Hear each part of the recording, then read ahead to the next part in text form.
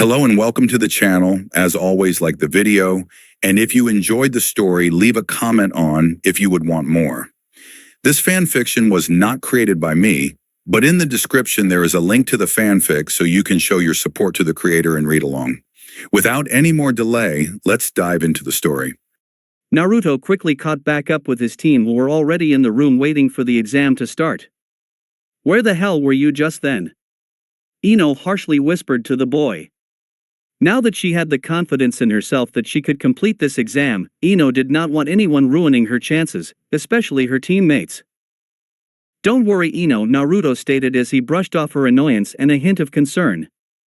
"I was just watching that wannabe boyfriend of yours fight up against the green spandex wearing guy," Naruto stated, to which he pointed towards Lee.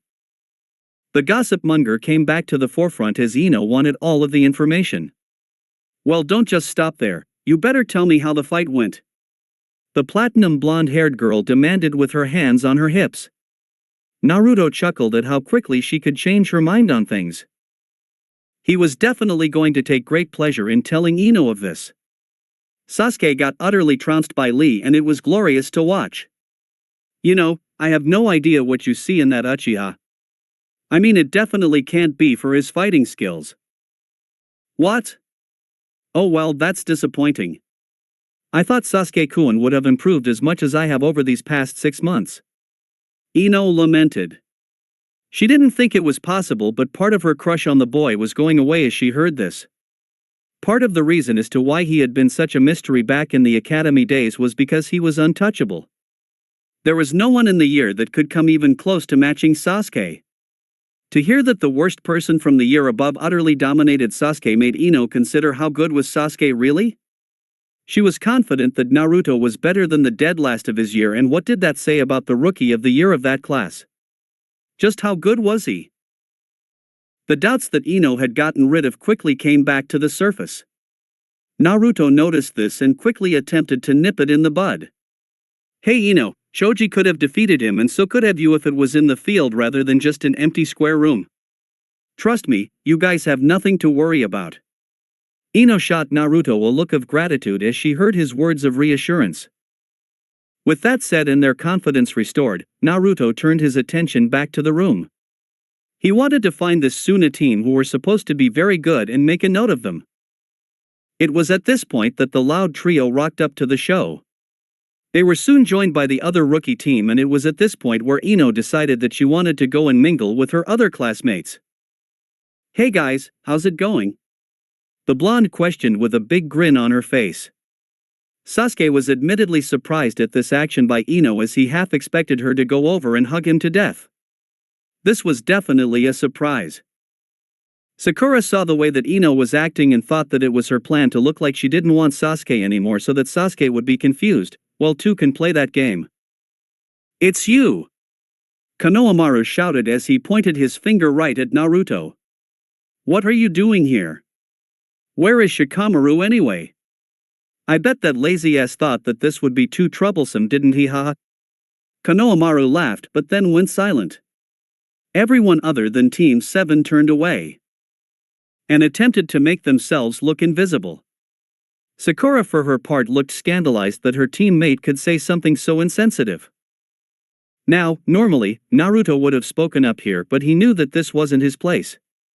Judging by the way that Chuji was looking at Konohamaru, he knew that his friend wasn't going to be on speaking terms with the Gaki for a long time. "Wow, you're the most pathetic person I could ever think of. I didn't think that even you could stoop this low, but I guess I was proven wrong, you scum," Ino hatefully stated as she stared directly into the eyes of Konohamaru.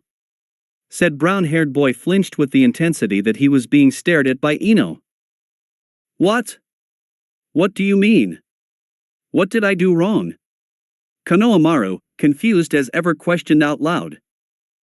Thankfully for Ino's sake, Sakura took over the conversation because she didn't know if tears would fall if those words had to come from her mouth. "Shikamaru died on a mission.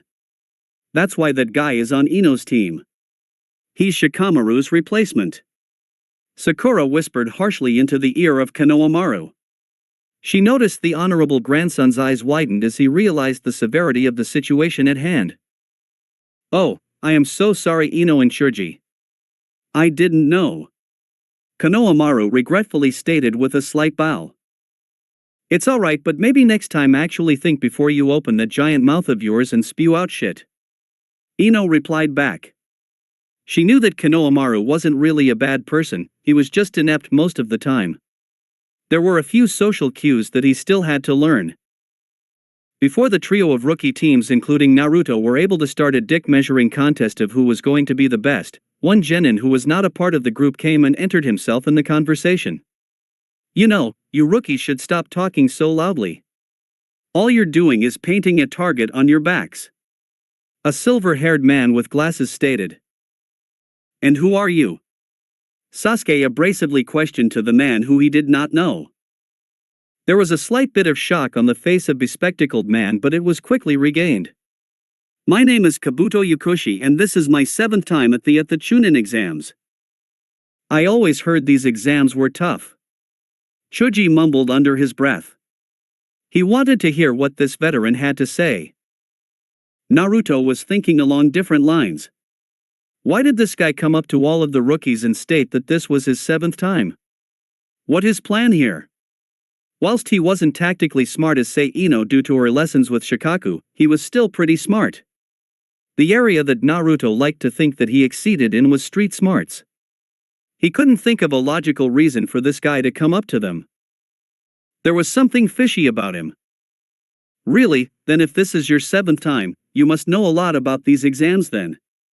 Sakura commented with the hope of finding out more information about what she had gotten herself into. Kabuto merely grinned. Why yes I do. It was at this point that Kabuto pulled out a deck of cards. These ninja cards right here tell me a lot of information on how strong everyone is, so I know who to avoid.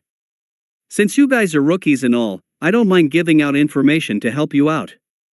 Are there some names of people you want to find out more about? Sasuke was the first to speak up. He spoke with certainty in his voice. Gaara Sabaku and Rock Lee. Not to be outdone, Konohamaru Sarutobi quickly joined the fray. That blonde-haired guy right there. The Sarutobi stated as he pointed his finger at Naruto. Just because he had heard of Shikamaru's death, it didn't mean that he was going to not take freebies when they were on offer. He didn't like the guy and he wanted to find out what his skills were so he could smash his face in. Everyone looked at Konohamaru with a bit of a sneer as it was a bad thing to do in front of said person. He didn't care though. They weren't going to help him on his quest to become the Godaime Hokage. Okay then, well for Sasuke that's easy because he knows their names.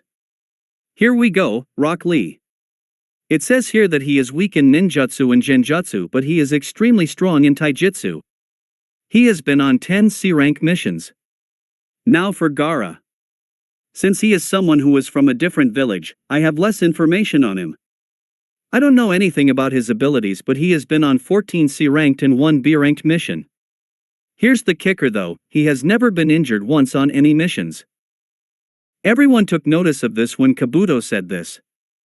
Naruto looked at Gaara in a new light. He knew that if he wanted to become the best then Gaara was the person that he was going to defeat. The only 2 other people beside himself that he thought could handle something like that were Neji and Rock Lee. Now, for you Konohamaru. Since he is a Konoha shinobi, that will make it a lot easier. He is teammates with the Yamanaka and the Akimichi. Here we go. Naruto Uzumaki.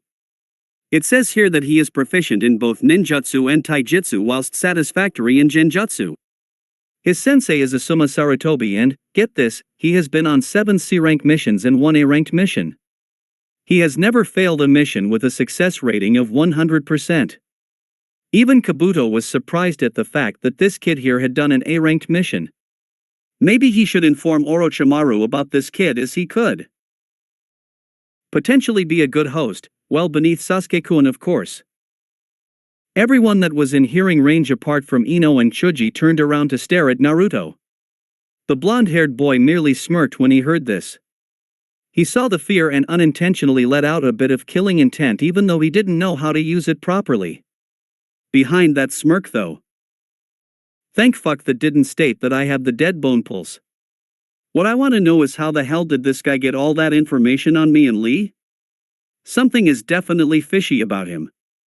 At least my bloodline hasn't been officially documented down as me having it and has only been passed around with word of mouth to a select few. I'm pretty confident that not even the Hokage knows about it. See that village over there of Sound Shinobi though, they're a new village so not much is known about them but I can't imagine them being that strong. Kabuto stated as he moved the glasses on the rim of his nose. With what happened next, Naruto felt somewhat bad about himself. He watched as the sound genin used some sort of jutsu that made Kabuto bent over and vomit whilst cracking his glasses. Now, Naruto knew that the part of the body that controlled balance was your ears.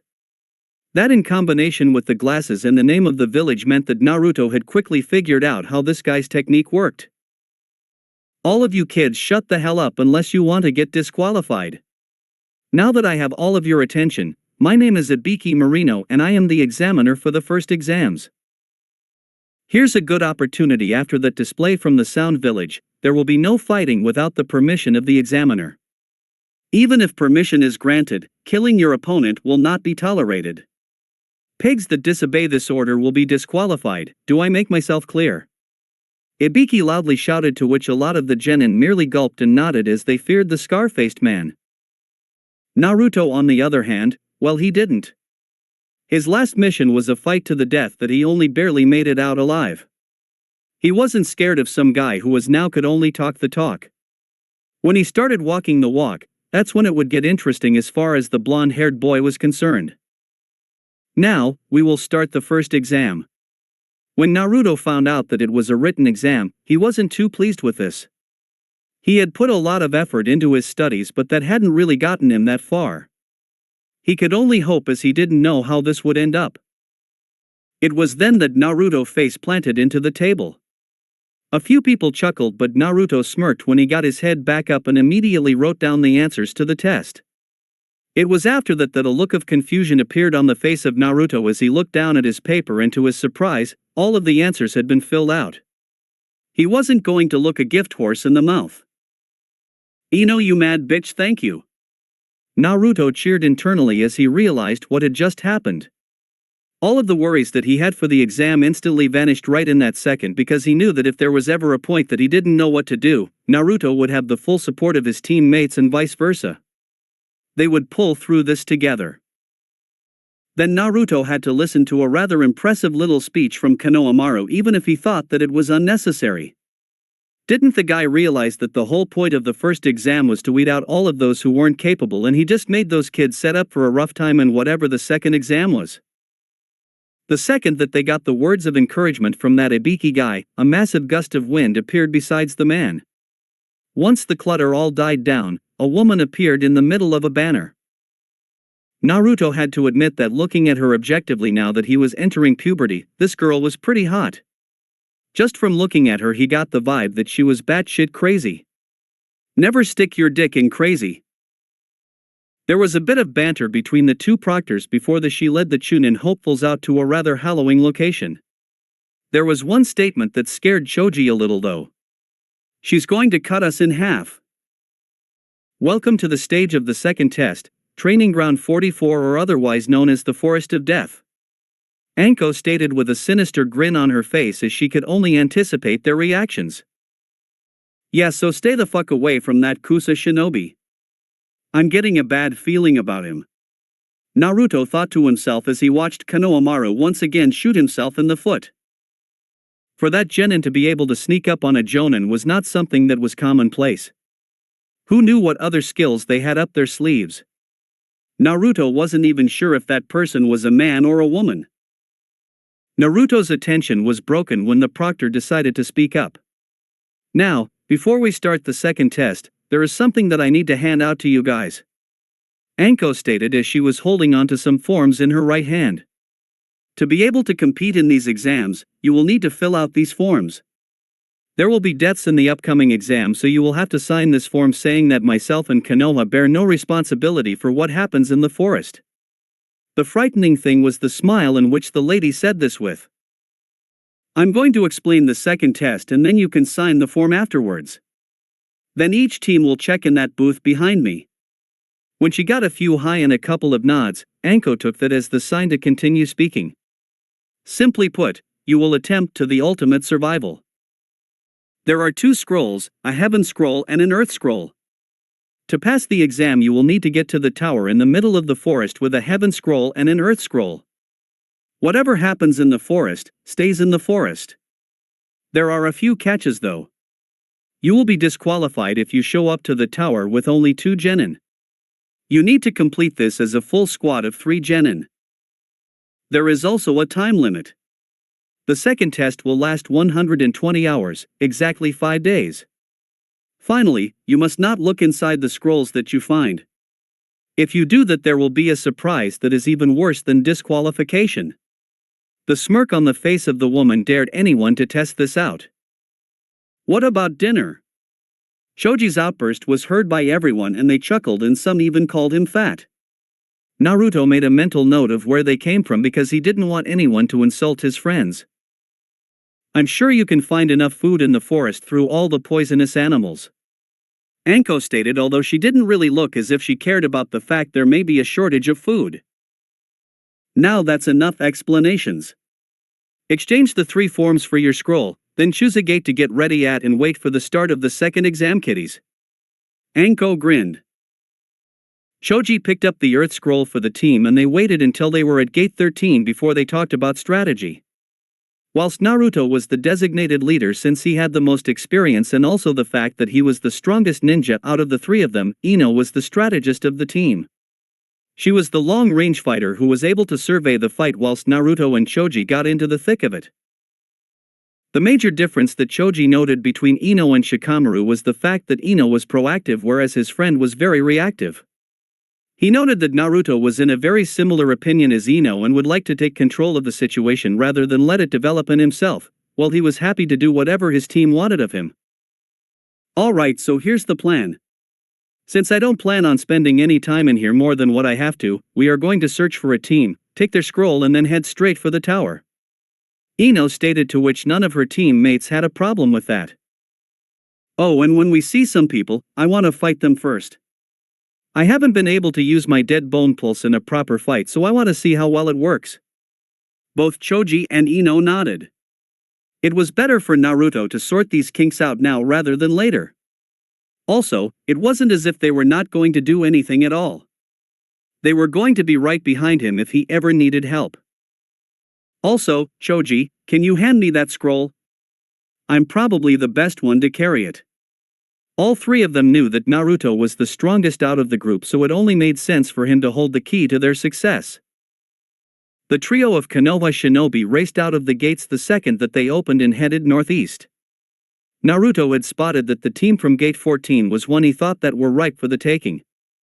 During the first exam, the blonde genin noticed that one of the members of that team was halfway in the process of putting their hand up before Konohamaru had started his speech. Anyone who was like that was not ready for the exams, and that was something that Naruto definitely planned to take advantage of. Guys, I think that they are this way. I don't know how, but I just have this feeling. Ino stated as she veered off in a different direction. Naruto and Choji didn't question the girl as they knew that gut instinct was one of the most important things that they could rely on. She was indeed right. They spotted a team of genin sporting the logo of Sunigakure. Naruto didn't waste any time as he leapt from his vantage point in the trees towards the Sunigakure ninjas down below. He didn't waste any time giving the Suna shinobi any extra time to defend themselves. Just because there was a treaty with the village, this didn't stop Naruto from going all out. He had a mission to complete and a promotion to earn, and no one was going to stop that from happening. The blonde jumped from the tree and it was only at the last second that one of the genin noticed Naruto, but it was too late. Naruto had a blade form in the palm of his hand as he slammed that into the base of his enemy's skull. Naruto didn't stop there though, as he got in another kill before they noticed.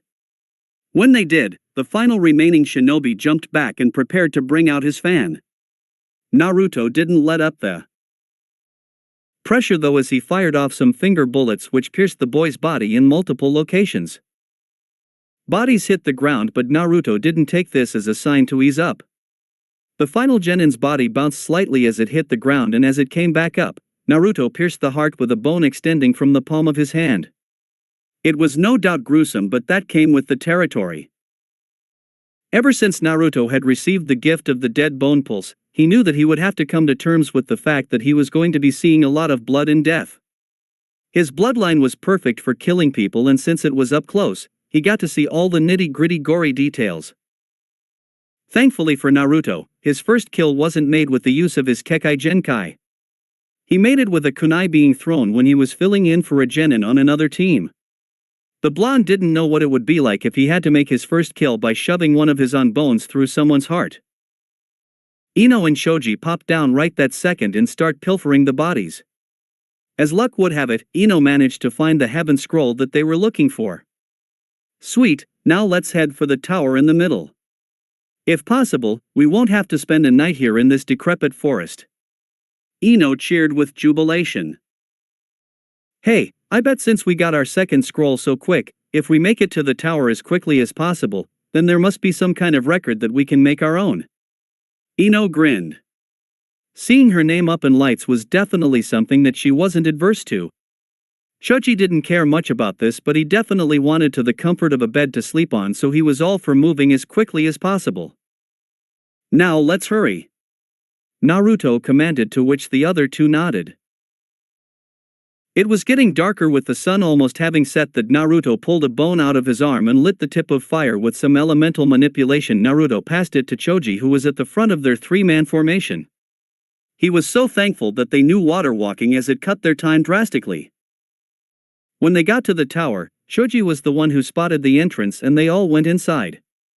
Naruto briefly wondered whether or not it was the smell of food that led Choji to the entrance. Well, we made it here with both scrolls, so I think that now we can open them, Naruto commented, to which the other two nodded. When Naruto channeled some chakra into the scrolls, smoke enveloped the room and a man with glasses appeared. WWW what? But it has only been 1 hour and 23 minutes. That shatters the previous record, Ebisu staggered to say before he passed out in shock. Well, I guess we did it, guys. We're the best genin team ever. Naruto smirked whilst he said this, much the same as Ino, whilst Choji merely grinned. Naruto was right, they were a good team. XXX. Whilst the rest of the people were spending their time fighting the wilderness to hopefully get a scroll, Team 10 was quite happily relaxing. Naruto had even spent the first 2 days of his time in the tower training in preparation of what was to come. As far as he was concerned, this was all too easy and there had to be something more coming up soon. He wanted to get in that little bit extra training just in case he was ready for whatever they were going to throw at him. Can all of the genin who have passed the second test make it to the main hall along with their senseis? A man stated over the Tannoy system, to which Team 10 all looked at one another with a grin on their face. First off, I would like to congratulate everyone on passing the second exam, the Hokage stated with a smile on his face. It seems as if your team got lucky, Kakashi, but as long as my team is around, getting any further is not going to be possible, since from now on it is all about individual ability. With youth there are the sweet times and there are the savory times at Kakashi, Guy said with a knowing smirk on his face. He was always the type of person who was always willing to bet. Kakashi was Kakashi, and thus Guy was in a slump with a cloud hanging over his head. For the upcoming test, there is something that I would like for you to know. It was at this point that Naruto, if he was honest with himself, he tuned out most of what the Sandaime Hokage had to say. In the end, the only part that he really cared about was the fact that they were going to have some preliminary exams beforehand, which were going to be one-on-one shinobi fights in the pit that they were standing in. This was something that Naruto was more than happy with, as it meant that he would hopefully get some competition in this exam that was up to scratch. It was then that the first fight of the preliminary rounds was up. It was Sasuke Uchiha against Akito Yoroi. Had Naruto not seen the Uchiha fight beforehand, he would have thought that this would be a good marker for the supposed golden child of society and Ino's love interest. He had though, and that meant that he knew how weak the Uchiha really was and couldn't comprehend why Ino was attracted to someone so antisocial and weak. There was no envy whatsoever, well, maybe a bit actually. From what he saw though, looking down at the genin, Sasuke looked really worse for wear.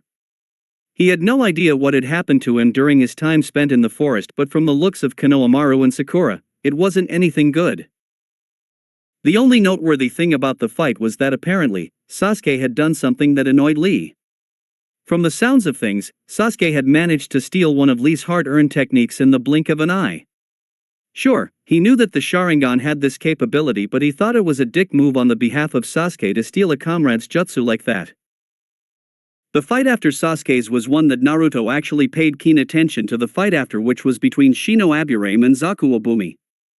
In the end the fight was over fairly quickly, but the kicker that Naruto knew was that if he was in a fight with Shino, then he would win. Bugs didn't like fire. Nothing really liked fire except water.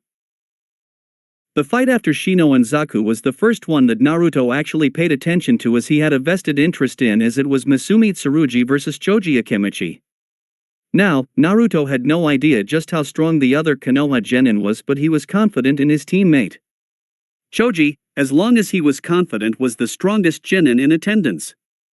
Sure, he may not be the speediest, but if you got hit by him, then a follow-up punch and you were knocked out. The fight between Choji Akimichi and Misumi Tsurugi is now, go.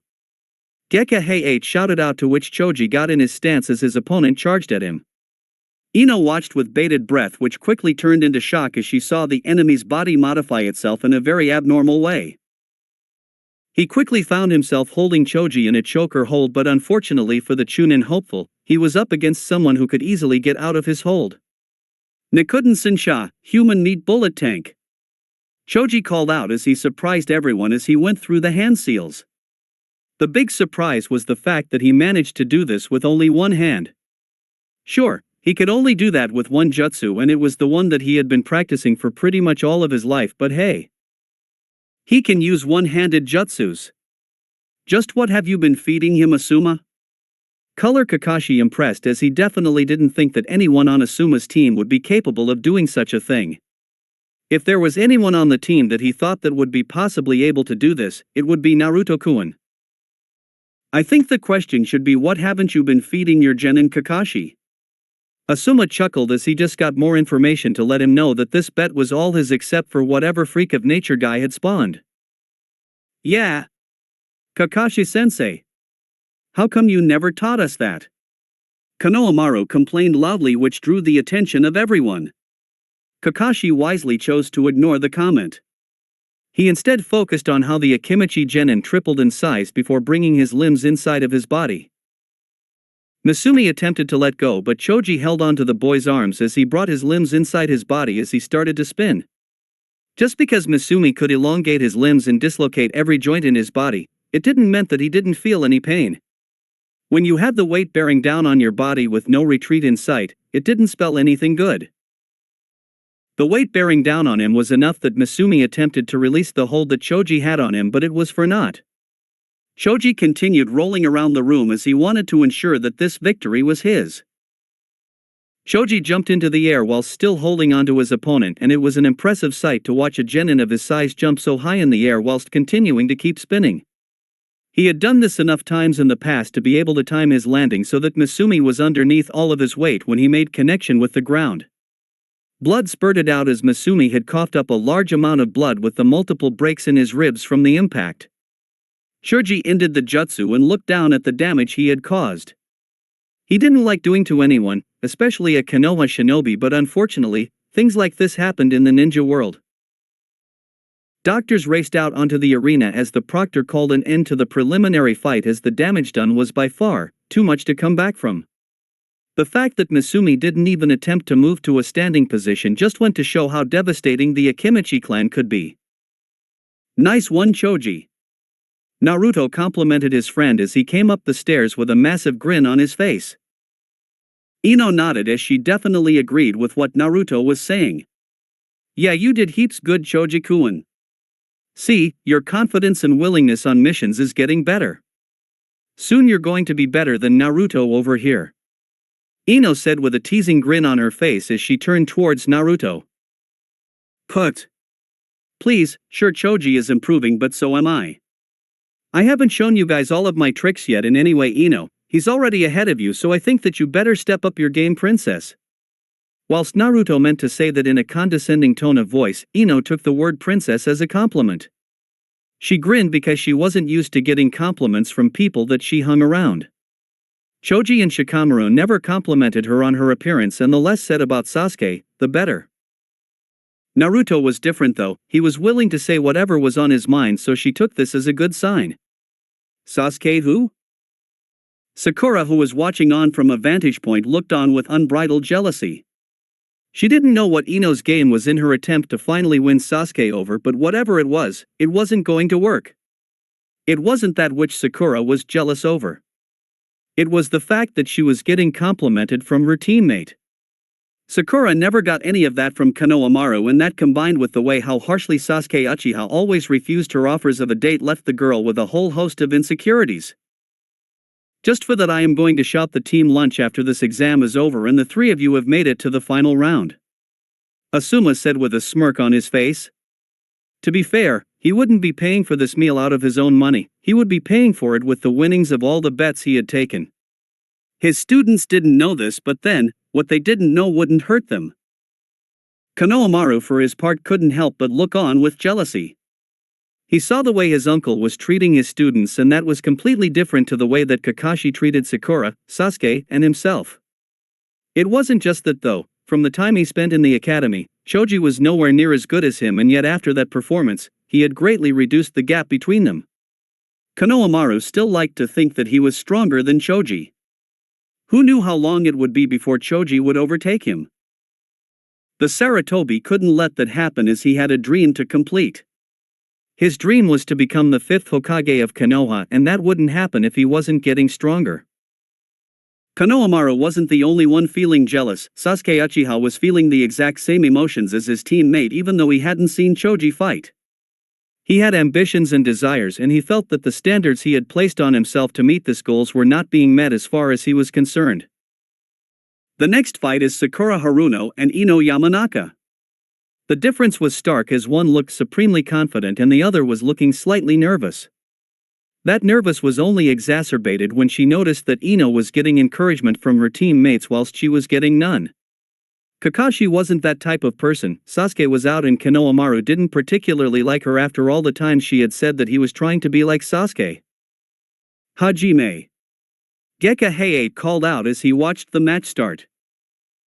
Bunshin no Jutsu, clone jutsu, Sakura called out as she made a clone either side of her. Ino didn't bother moving as she started going through some hand seals. I know those hand seals. Sakura thought to herself as she saw what Ino was doing with her hands. Knowing what the jutsu was, Sakura dodged out of the way as Ino went through the final hand seal. Ha! All that talk, and Ino is still just as bad as she was at the academy. I can't believe that I thought that I was nervous about this. Sakura thought to herself with a triumphant grin on her face. That was until Ino quickly changed the hand seals and went and launched a completely different jutsu. It was a genjutsu, and it only took 1.5 seconds for Sakura to realize what had happened, but that was enough time for the Yamanaka girl to be able to go through yet another jutsu with quick hands. This one was the one that Sakura had originally thought that the blonde was going to use. By the time that Sakura had managed to break herself out of the genjutsu, she had already been hit by what made the Yamanaka clan so famous. She did all this without even having to use the backup plan. Thank fuck for that, Ino thought as she would like to not have to cut her hair off. Proctor, I forfeit. Ino stated as she was inside the body of her former friend. The winner of this fight is Ino Yamanaka. Gekka stated, to which Naruto grinned as he watched his teammate succeed. This meant that all of Team 10 would pass as long as he managed to win his fight, which was something that he was more than confident of achieving. Whilst Asuma was proud of what his only female student just accomplished, he was counting the money that he was no doubt going to win. Yes, today was a good day. XXX. The next fight will be between Naruto Uzumaki and Kankuro Sabaku. Fighters, take your place. The proctor stated, to which a lot of the senior eyes, including one Orochimaru who was in disguise, were keenly watching to see just how good Naruto was. Kabuto had told him earlier about the fact that the boy had managed to complete an A-ranked mission as a genin and had a 100% mission success rate. Any genin who could put that on a resume was definitely something that had merit and was worth investigating. If it wasn't for young Sasuke Uchiha who had the Sharingan, this child could very well have been his host. Kakashi also had a keen interest on the match as he wanted to know just how strong his sensei's son was. To this day, Kakashi didn't regret for a second not becoming Naruto's sensei, but there was always going to be a part of him who wanted to be there as the boy's mentor. From the skill that Naruto had shown when he took his genin exam, the boy was quite skilled and could become a good jonin if he put the effort into it. Out of all the people watching though, none were more interested in finding out just how skilled Naruto was. Whereas Kakashi and the other jonin had to hear about Naruto for all of about 2 weeks thanks to Asuma's betting, he had to listen to his son rave about the boy for 4 months. He was finally able to see whether or not Minato's son deserved all the hype he had received. From the way that Asuma had been talking, Naruto was the second coming of Minato. From the academy reports he had read, the Sandaime Hokage just couldn't see that happening. Let the fight begin. The examiner stated, to which Naruto got ready into a defensive taijutsu stance and watched his opponent. He wanted to see what this Suna ninja did. Naruto knew that the threat wasn't Kankuro, it was Gaara. He wanted to find out anything that Gaara could potentially use against him in the further rounds of the tournament. In conjunction with that, Naruto ideally would like to pass through the exams without showing much skills until he knew what Gaara was capable of. As far as he was concerned, out of all of the shinobi here, the only one that he feared were Gaara because he was unknown, and Lee because Naruto had noticed that the boy was wearing weights around his legs during his fight with Sasuke. He had no idea how much Lee was holding back. Fight, the proctor once again called. The fight started by Kankuro dropping whatever it was that was inside those bandages was onto the ground that they were standing on. Naruto merely watched as he stayed perfectly still inside his taijutsu, waiting for the opponent to make the first move. Come on, Naruto! Smash him in the face! Ino chanted as she was getting annoyed at the lack of action, but Naruto ignored the girl. He didn't get serious all the time, but when there was a fight, the blonde-haired genin got deadly serious. 5 minutes passed with neither one of Kankuro or Naruto had moved, and it was starting to get on the nerves of Konohamaru. Come on, you pieces of shit! Start fighting! Had the Sandaime not been feeling the same impatience as his grandson, he would have reprimanded the boy for saying that foul language. He was though, so he let it slide. Naruto smirked as he had already deduced that this guy wanted him to attack first. There was obviously something that he had planned, and if Naruto was going to guess, it involved that thing he was holding. Kankuro took the bait. He started running forward to where Naruto was. Naruto happened to notice that he left whatever it was behind him out in the open. The Uzumaki grinned. Now was his chance. Racing off at a speed which was just slightly above what Rock Lee was using with his weights on, Naruto sprinted right for the onrushing Kankuro. Kankuro didn't show any emotion as Naruto ran for him. Right when Naruto got close enough, Kankuro went in for a punch. Naruto dodged the punch with ease, but instead of punching back like everyone had expected or even kicking, he completely dodged Kankuro and went straight for the thing in the middle of the arena. Naruto smirked as he knew that he had made the right choice in choosing to go after the thing wrapped in bandages when the small blue chakra strings attempted to attach to his feet. Fortunately for Naruto, he was moving at a speed that was far too fast for Kankuro to keep up with as he zigzagged towards his goal for the Suna shinobi to be able to latch some strings. When he realized that it was too late to attempt to use chakra strings to trip Naruto, the boy broke out of the disguise he had been hiding in and prepared for a taijutsu fight with Naruto. All of the jonin were impressed. Naruto had managed to completely take the puppet right out of the fight and isolate the puppeteer. He was definitely in the driving seat now. Not content with the advantage that he had made of himself, Naruto pressed forward and delivered a devastating punch to the face of Kankuro, who staggered back a few steps as he attempted to regain his balance. Naruto's knuckles were pretty damn white as the boy had brought the bones right to the edge of coming out of his skin, but not just so he could inflict more damage. The sound of a jaw cracking was a sound that everyone in the room bar Orochimaru and Kakashi winced at. It definitely sounded like Naruto could pack a lot of force behind those punches when he wanted to. Naruto quickly followed this up with another punch to Kankuro's stomach, which made the Suna shinobi bend down in pain. Once again, Naruto didn't let up as he gave a devastating knee right to the already broken jaw of the enemy, which sent the genin flying up into the air. Just because he was confident that he had already won, that didn't mean that he was going to let up. Naruto wasn't going to stop pressing the advantage that he had gained until the proctor called this match over. Naruto jumped into the air in chase of his opponent. When he got to his opponent, Naruto wrapped both his arms and legs around the body of Kankuro. The unfortunate part for Kankuro was the fact that he was upside down, with Naruto having wrapped his legs were around his chest and his arms around his abdomen. What this meant was that all of both Naruto and Kankuro's weight was on his head and neck. No matter who you were, this spelled trouble for anyone, whether you were Kisame Hashigaki or a no-name random genin. It was the type of attack that you had to get out of unless you wanted serious damage done. Naruto wasn't the only one who knew just how much damage this could do. Baki, the sensei of the Suna team, launched himself into the fight. Naruto saw this out of the corner of his eye and released Kankuro from his hold and landed on the ground safely. Baki for his part caught his student to save him from any further damage. "Don't think that I won't forget this, Uzumaki," Baki crisply stated before he personally took the son of the Kazekage to the hospital. Gekahei nearly rolled his eyes. If the guy wanted to start something, then he was stupid. The Suna ninja here, even if they were allies, were at a supreme disadvantage, and Konoha would be willing to fight back. From what he had seen, that Naruto kid was more than capable of handling himself should a situation arise. He got the feeling that Naruto was holding a fair bit back. That was the thought shared by many people, none more so than the Sandaime Hokage, as he resigned himself to the fact that he was only going to find out the full extent of Naruto's prowess during the finals. Little did he know that it would be too little too late.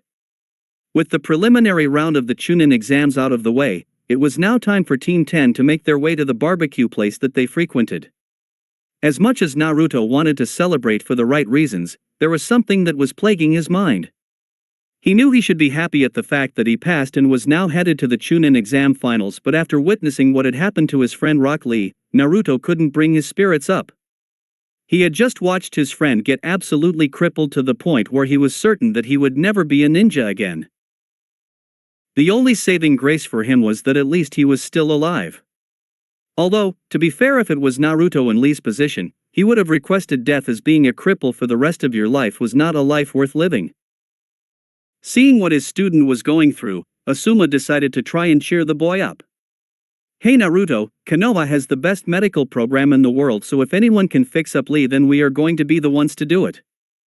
Anyway, try not to think of that, because the more you do, the more you are going to wallow in your thoughts, and that benefits no one. What you need to do now is move on as quickly as possible and make sure that you are strong enough to prevent that from happening again," Asuma wisely stated, to which Naruto nodded. His sensei was right. Nothing positive was going to come from thinking about the injuries that Lee had sustained. "So sensei, how are we going to go about my training for the finals? I mean, Lee was so fast that I couldn't even follow him, and yet he got owned by Gaara." Just saying that Suna Shinobi's name brought distaste to Naruto's lips. He didn't like the boy at all. "I mean, sure, I have more than just taijutsu, but how am I going to break through that sand?" Asuma couldn't help but chuckle. "Don't you think you're getting a bit too far ahead of yourself, Naruto? You would only face Gaara in the grand final. Who is to say that you would even make it that far? You have to beat the Uchiha in the first round, and then you have to face the winner of either my nephew or the Hyuga kid. Don't get too confident, Gaki." Naruto looked affronted. "Hey, it's not cockiness if you can back it up, Asuma-sensei. You saw the Uchiha though, he looked really weak and I could destroy him. The only thing that I have to watch out for is his Sharingan and casting a Genjutsu on me. Outside of that, there is nothing that he can do to even come close to me." Naruto paused for a second. "Plus, I can beat Neji easily. Sure, I will let him hit me once just so I can grab a hold of him. I'd like to see his Byakugan go up against getting drilled in the face with a bone spear."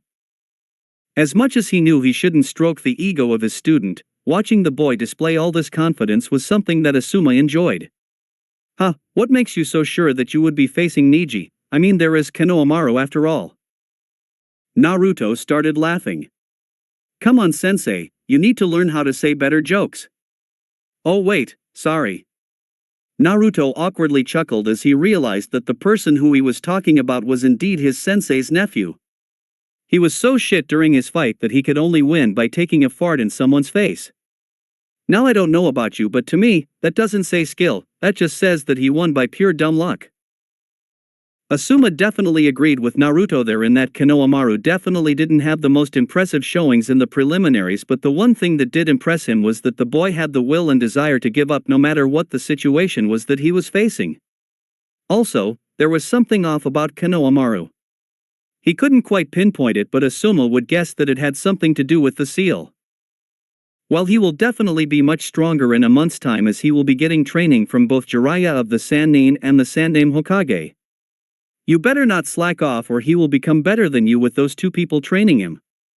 Asuma internally chuckled when he saw the wide eyes of Naruto. He chuckled as he knew that for someone like Naruto, seeing someone weaker than him catch up meant that he wasn't working hard enough. To someone like Naruto, where all of his success had come from hard work and dedication, this was a massive insult to his character. Naruto vowed that he wouldn't let Konohamaru come even close to matching him. Well then, let's get started on my training right away then, Asuma-sensei. I have to be the best. Naruto stated as if it was a fact.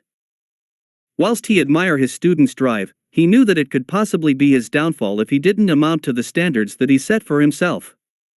Asuma knew this well, with his role model being the Sandaime Hokage. Well Naruto, I won't be training you for this month. It's a conflict of interest thing as you are going up against my nephew. Just when he saw the face of Naruto drop and his head start to hang, Asuma grinned and continued on speaking. But, someone else is more than willing to train you. This person is not someone you want to get on the bad side of, and it would be very beneficial for your career if you got on his good side. So don't get on his bad side, so he must be really strong and stay on his good side. That must mean that this guy is pretty high up in the political side of things. If he is high up there, he is either a clan head or an old war veteran who is retired from the front lines. He could also be a member of the ANBU, but I doubt that. Got it. What should I expect from this guy and how should I prepare myself? Naruto questioned. Obviously, whoever this guy happened to be, he was going to be a good shinobi, that much he was certain of. He wanted to make the most of his training with the person so he could incorporate it into his training with Asuma-sensei. He probably wouldn't get to train with this person all that often, so that he would have to make the most of the situation. Well, let's just say that he is very strict and prepare yourself for anything. The cryptic message that Asuma was the last that the Sarutobi man gave on Naruto's trainer. For now though Naruto, just relax and spend some time with your teammates. Tomorrow you will start your training at 9 a.m. on the dot at this location. Asuma stated, and he handed a piece of paper to Naruto. The blonde-haired boy nodded. It would be good to have a rest day for once. XXX. I see, Asuma told me that you had a fixation for chocolate milk. A voice stated, to which Naruto turned around in shock. Whoever this person was damned good, as Naruto couldn't even detect a hint of someone approaching him. The genin rapidly turned his head around and looked at who his supposed sensei was. The man in front of him was not what Naruto expected. For starters, he was holding a walking stick and half of his body was covered in bandages. The other half was covered in robes. Pretty much the only thing that Naruto could actually see of this man was half of his face. You're not what I was expecting. Naruto stated without thinking as he took in the appearance of his apparent sensei. Naruto quickly realized just how this could sound and winced slightly. If the man was affected by this statement, he didn't know it. Tell me then Naruto, what were you expecting? Danzo curiously questioned. Naruto didn't miss a beat. I admittedly kind of thought that my sensei was going to Shikaku Nara. Now this got Danzo thinking as he wondered why Naruto would think that Shikaku of all people would be his sensei. Why do you think that Shikaku would be your sensei? Danzo questioned. It wasn't so much the answer that Danzo was looking for, he wanted to find out the thought process behind the decision. Well, Asuma-sensei said I should be very wary of my sensei, so that must mean he is very strong, probably either an elite jonin or bordering on one. Then he also told me that you were the type of person who you wanted to stay on the good side of, so then that must mean that you are in a position of power, since I'm a shinobi that probably means the council since that is my chain of command. When I combined these two traits, I came to the conclusion of a clan head. With Choji, Aino, Niji and Shino all having passed the exams, which meant that the two clan heads to choose from were either the Inazukas or the Naras. Considering I took the place of Shikamaru after his son died, I thought that he might take an interest in the person who had replaced his son. Danzo, whilst he didn't say it, was very impressed with the reasoning that Naruto had provided. Oh, I thought that Asuma would have mentioned the fact that you were going to be getting trained by the person who trained him. Danzo merely stated, to which Naruto's eyes widened. Oh, so you're Danzo Shimura. There was no picture of you in the books that I was reading, so I didn't know what you looked like. When Naruto said this, Danzo once again pressed for answers. He wanted to find out as much about the boy as he could so he could make his plans best suited for Minato's son. What did those books say about me? Well, they said that you were once vying for the position of the Hokage, you were routinely going on missions with the Shodaime and the Nidaime Hokages. You're on the council and you are one of the Sandaime's advisors. It said that at one time you were challenging Hiruzen Sarutobi for the position as Hokage. I see. Now where did you find all of this information?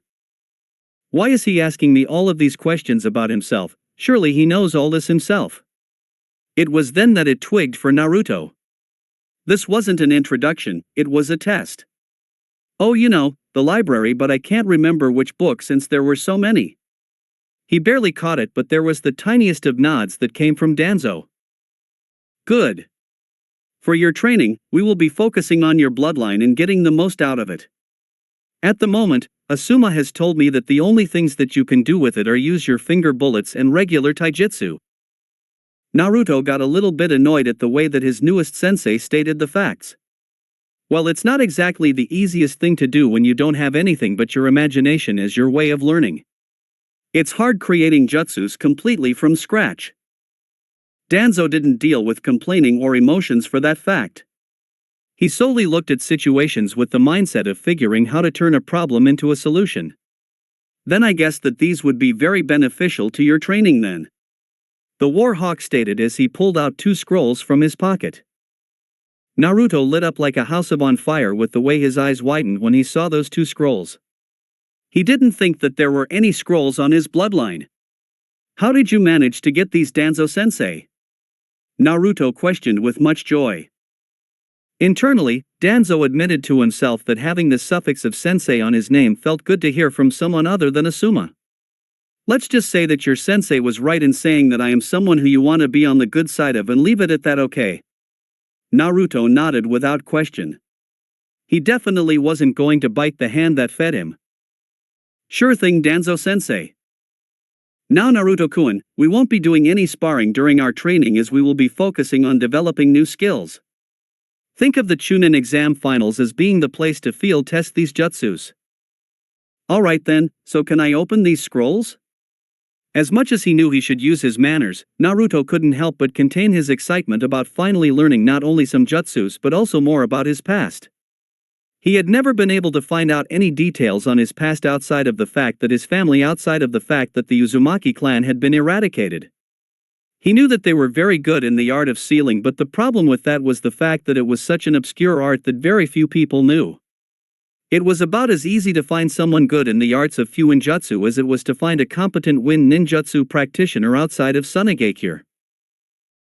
That was food for later thought though, as Naruto found himself going back to the scroll. Uchikakoku no Jutsu, Endoskeleton Jutsu. A-rank Ninjutsu.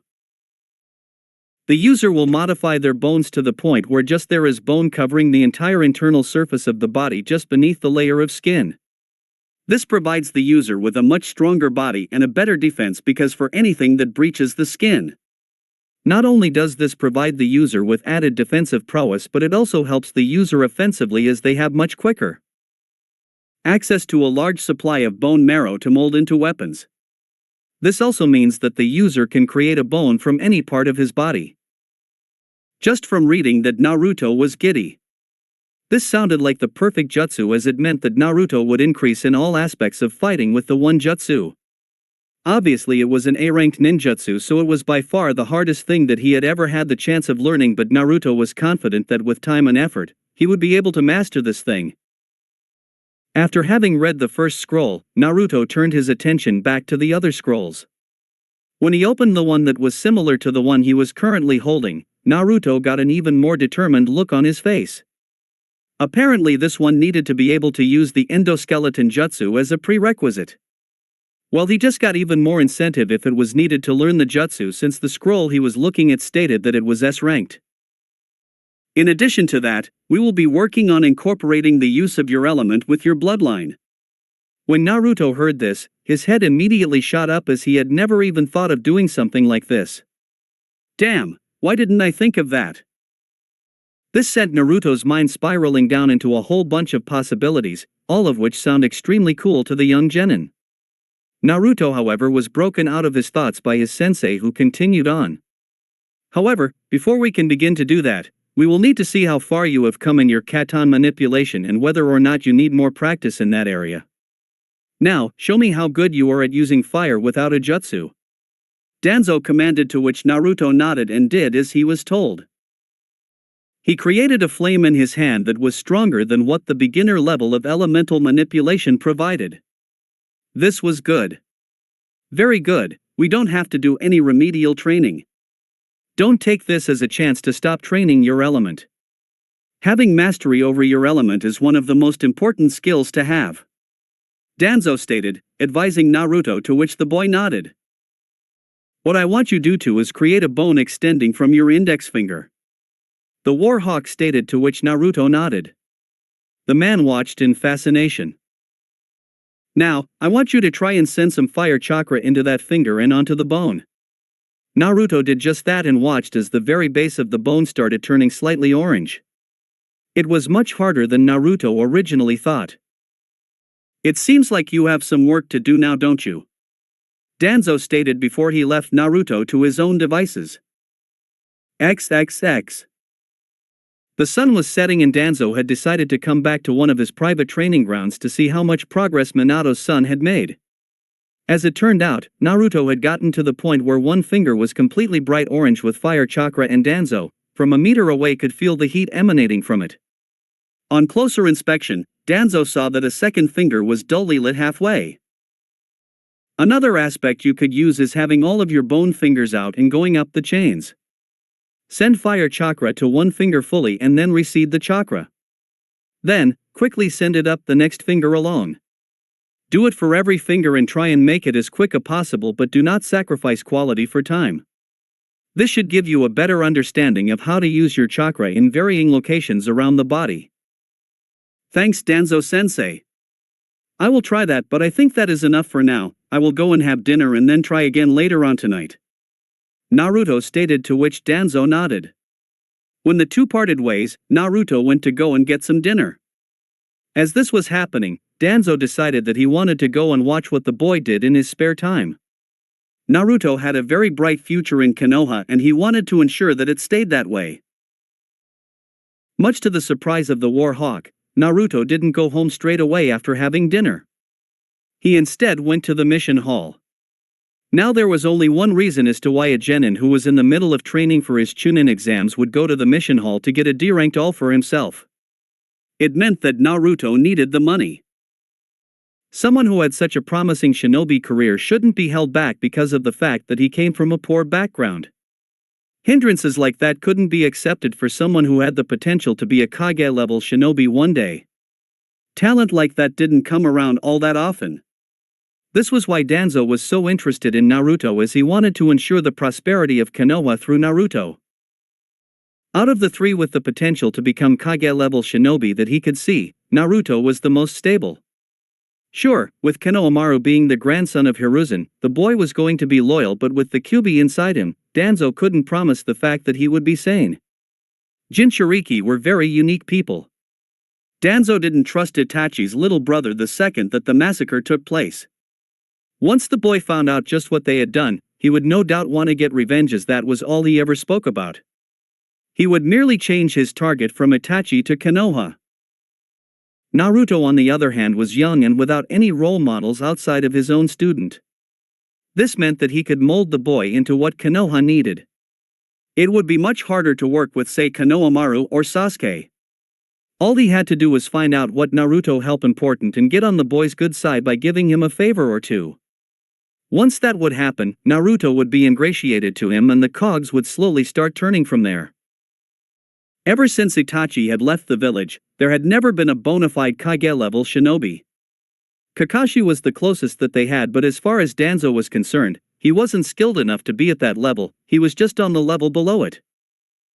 Whilst Konoha was definitely strong now, it desperately needed to plan for the future as himself and Hiruzen were not going to be around forever.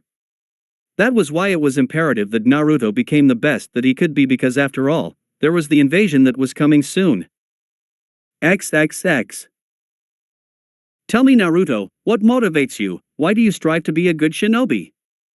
Danzo questioned to the young boy as he finished his training session and the two were sitting down on a park bench. Money. Naruto didn't need to expand on that, he felt. Money was the sole reason why Naruto was motivated, as money bought all of the things in life that he ever wanted or thought that he wanted. Of course, Naruto knew that money didn't buy happiness, but he would rather cry in a mansion than a cardboard box. Danzo nodded. Being a shinobi was definitely a profitable profession if you were good at what you did.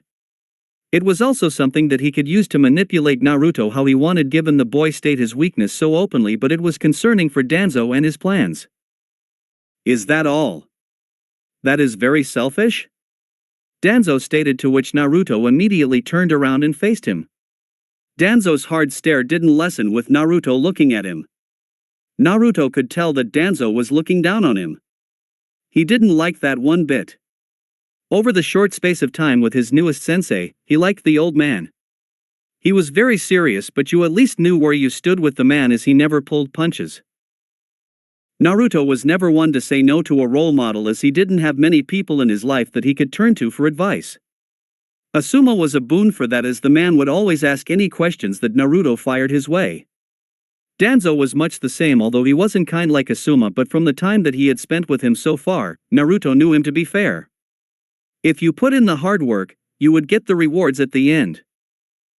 If I was in your position, financial incentive definitely would be one of my forms of motivation, but it would not be the sole form. Tell me, Naruto, don't you want to get stronger so you can protect your comrades, to prevent them from dying? Danzo stated, and he knew that Naruto had never thought of it this way, judging by the way that his eyes moved. Recently, Naruto never had anyone other than himself to care about. Now though, he had people like Asuma, Choji, and an annoying blonde-haired girl that made him constantly second-guess himself. Now that he had people that he liked to think that he could call his friends, Naruto realized at that moment that he didn't want anything to happen to them. He wanted them to be safe. He didn't want them to end up like Lee, or even worse, Shikamaru, even though he had never met the guy. I guess that I never had anyone close to me that I wanted to protect, so I guess was very selfish. I don't want the people that I care about to be injured. I am still heavily motivated by financial gain, but I guess now I also have other forms of motivation. This just means that I have to be even stronger. I see, that's good of you. Danzo said as he wanted to reinforce what he considered positive behavior. Now tell me, Naruto-kun, what are your thoughts on Gaara? Danzo questioned, although he was confident in the answer that he was going to get. I hate him. Sure, he was fully within his rights to do what he did to Lee, but it is his whole attitude. He has no care for anyone around him.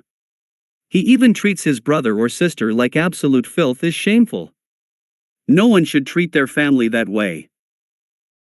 That makes this next conversation that much easier then.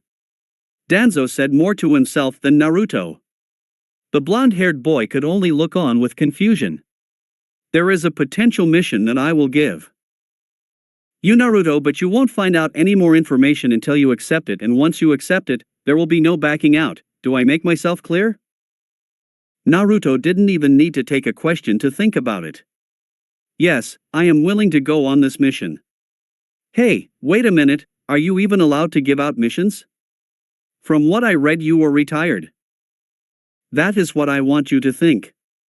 I am officially still an elite Jonin ninja, so I can hand out missions. Once he got a nod of understanding from Naruto, Danzo left off where he started. I am hereby giving you an S-ranked mission, Genin Uzumaki Naruto. The change in Danzo's tone of voice was noticeable to Naruto. The blonde-haired boy gulped as a slight amount of fear entered his body. An S-rank mission was completely unheard of. He had one A-ranked mission under his belt, and even that was by a massive stretch to say that he felt comfortable on the mission. He had increased his skill and confidence since that month, but he didn't know if he had improved that much. In the end, Naruto knew that he didn't have much of a choice. He signed up for this mission and he was going to do as much as possible to ensure its completion. "What is the mission, Danzo-sensei?" Naruto asked. Danzo could see the fear, but he could also see the determination. He knew that he had made the right choice. "Your mission is to kill Gaara Sabaku during your fight with him during the Chunin exams," Danzo simply stated, as he didn't want to overcomplicate things. There was a sigh of relief that went through Naruto when he heard this. His nerves about the S-ranked mission were much better now. The thought of killing another genin sounded nowhere near as scary as what had Naruto thought could have potentially been the S-ranked mission. Why is killing Gaara an S-ranked mission? Surely he isn't that strong, is he? Naruto questioned. As he said this, he realized that Gaara was the son of the current Kazekage. Outside of the fact that Gaara is an important political figure, Gaara is also the Jinchuriki of the Ichibi no Shikaku. You do know what Jinchuriki are, right, Naruto-kun? Naruto's eyes widened when he heard this. Briefly learnt about that at the academy, I think? They are someone who has had a demon sealed inside of them from a young age and they can call on their powers to aid them in battle, right? Naruto questioned, to which Danzo nodded. Precisely. What I am about to tell you is something that you are not allowed to tell anyone. Danzo stressed the importance of his message to Naruto. There is going to be an invasion on Konoha during the Chunin exams with Tsunagakure attacking Konoha. Danzo stated as he let the information sink into his student. What? Why? Naruto questioned with a look of seriousness on his face. Now that he had worked so hard to get to where he was and the friends that he had made, Naruto didn't want to lose any of it. The reason why Suna are attacking Konoha is because they are losing funding from their daimyo. He is sending most of his missions to Konoha, and as a result, the economy of Tsunagakure is definitely struggling. They are attempting to make a power play and display to their daimyo that they are worth getting the missions back. They see Konoha as having enough missions and want to take back what they think is rightfully theirs. Well, they should fuck off. I mean, can't they earn those missions by merit like what we have done? We didn't get to be the strongest shinobi village without putting in the effort.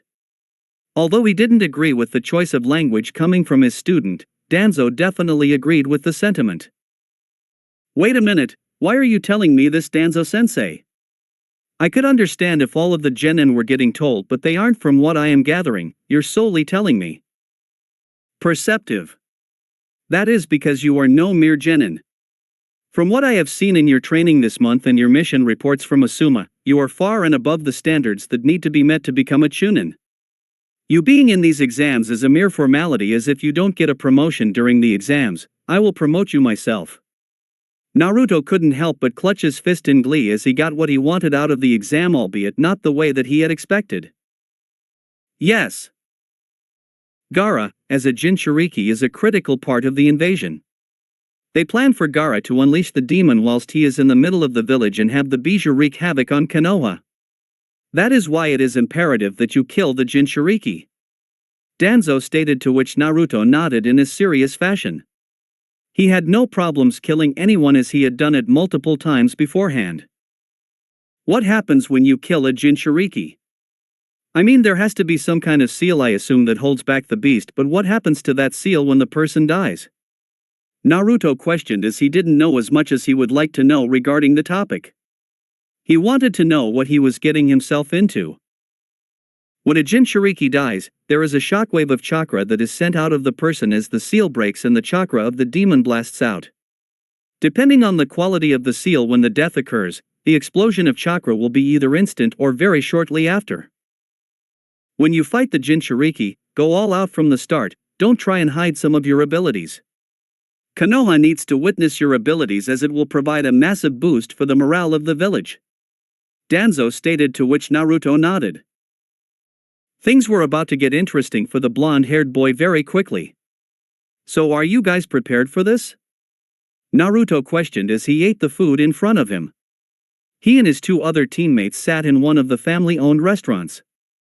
The trio agreed as they wanted to catch up one last time before they could potentially face one another during the exams. While Choji and Ino were already resigned to the fact that they would be facing one another as they were scheduled to fight each other in the first round. Meanwhile, Naruto was scheduled to fight Sasuke Uchiha. "Yeah, for sure." Ino grinned. She had spent the good part of the month absolutely training her butt off. She was as ready as she would ever be. Choji was much the same in the way that he stated that he was ready for this. Naruto was somewhat satisfied, but he had concerns that ranged far beyond the exams. He didn't want to see any of his friends get any sort of permanent injury. The invasion that is coming up was constantly plaguing the mind of the young boy. Obviously he was under oath of the mission that he was partaking in so that he couldn't tell his friends, but he wanted them to make sure that they would be fine during the invasion.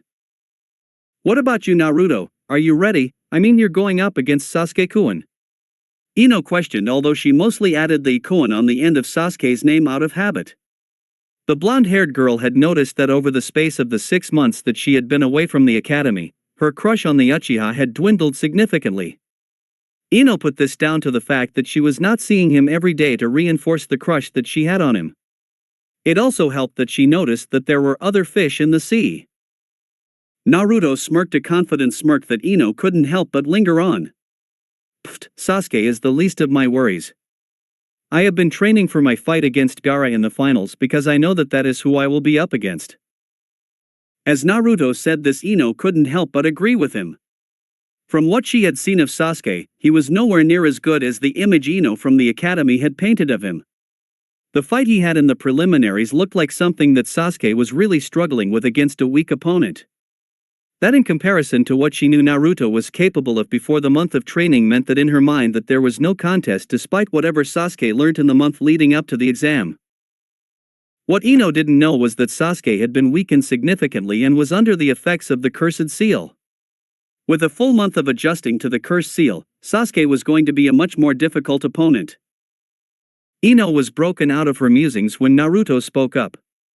"You guys, I know this may sound like me being a dick, but whichever one of you guys has to face Gaara in the semifinal, I want you to promise me that you will forfeit your match. Gaara is simply too strong for you guys. He is not normal." Choji was unconvinced. "What about you, Naruto? What if you have to face Gaara in the finals? Are you going to quit then?" There was a look of seriousness on the face of Naruto when he heard this. "I can't." Both his teammates looked at him weird, waiting for an explanation. "My sensei during the month was someone high up enough to the point where he can assign people missions, and he gave me one where I have to win the Chunin exams. It was about how Konoha needs someone to win the exams, and he thinks that I am the best person capable of that." This just confused Ino even more. "But obviously you want to win, so how does that justify as a mission? With it being a mission, it means that you have to put your life on the line for unnecessary reward. That sounds stupid with no benefit." Ino responded with a frown on her face. Naruto shook his head.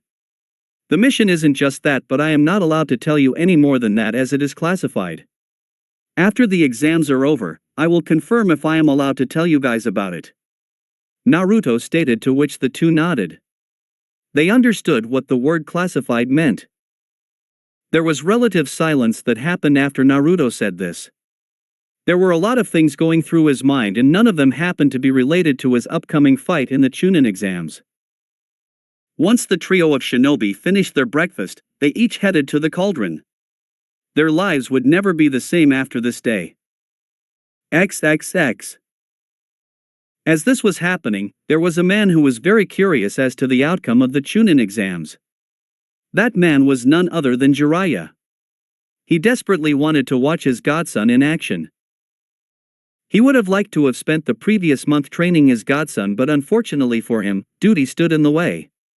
He had been given an order by not only his boss but also his sensei to train his sensei's grandson. Jiraiya wished he had the ability in him to say no to a mission, but he didn't. He would have much rather spent the time teaching Minato's son, but instead he was stuck with looking over the seal that held back the Kyuubi. He was under direct orders to sign Konohamaru to the Toad contract.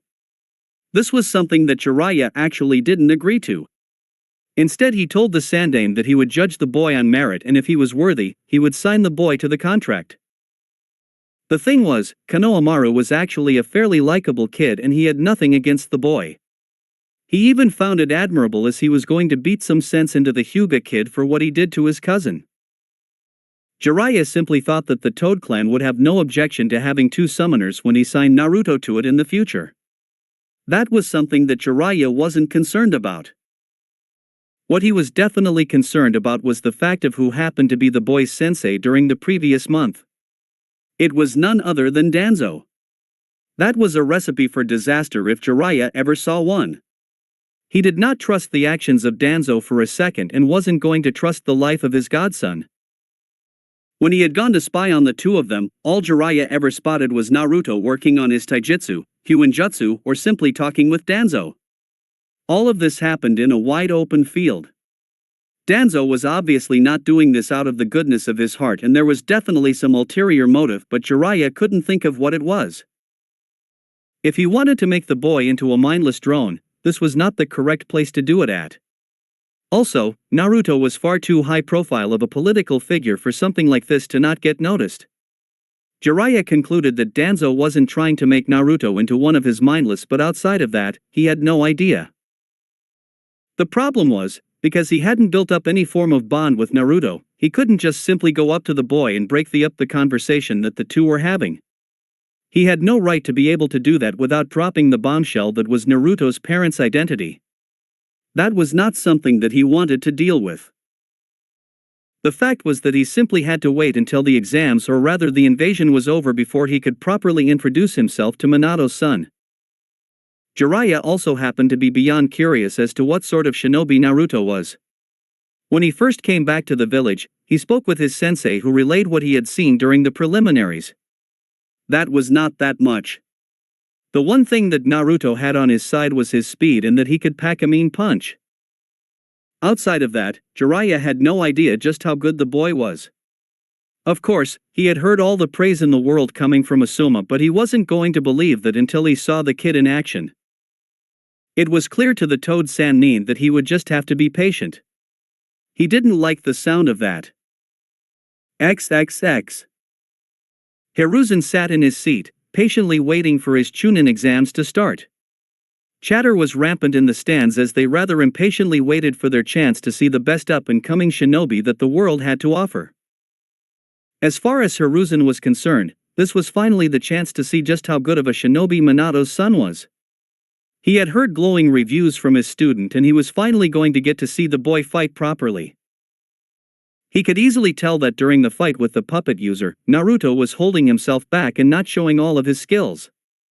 Up against someone like Sasuke Uchiha, and if he made it to the next round, his grandson was going to be a far greater test than what Naruto had seen so far. Hiruzen was confident though that Naruto wouldn't make it to the grand final, as he personally had been training his grandson. He didn't want to put the young boy's life at risk if he could avoid it, and Hiruzen much rather preferred to have Jinchuriki versus Jinchuriki rather than lose a political piece such as young Naruto. As he looked down at the arena where the genin stood, Hiruzen noticed that there was one crucial absentee.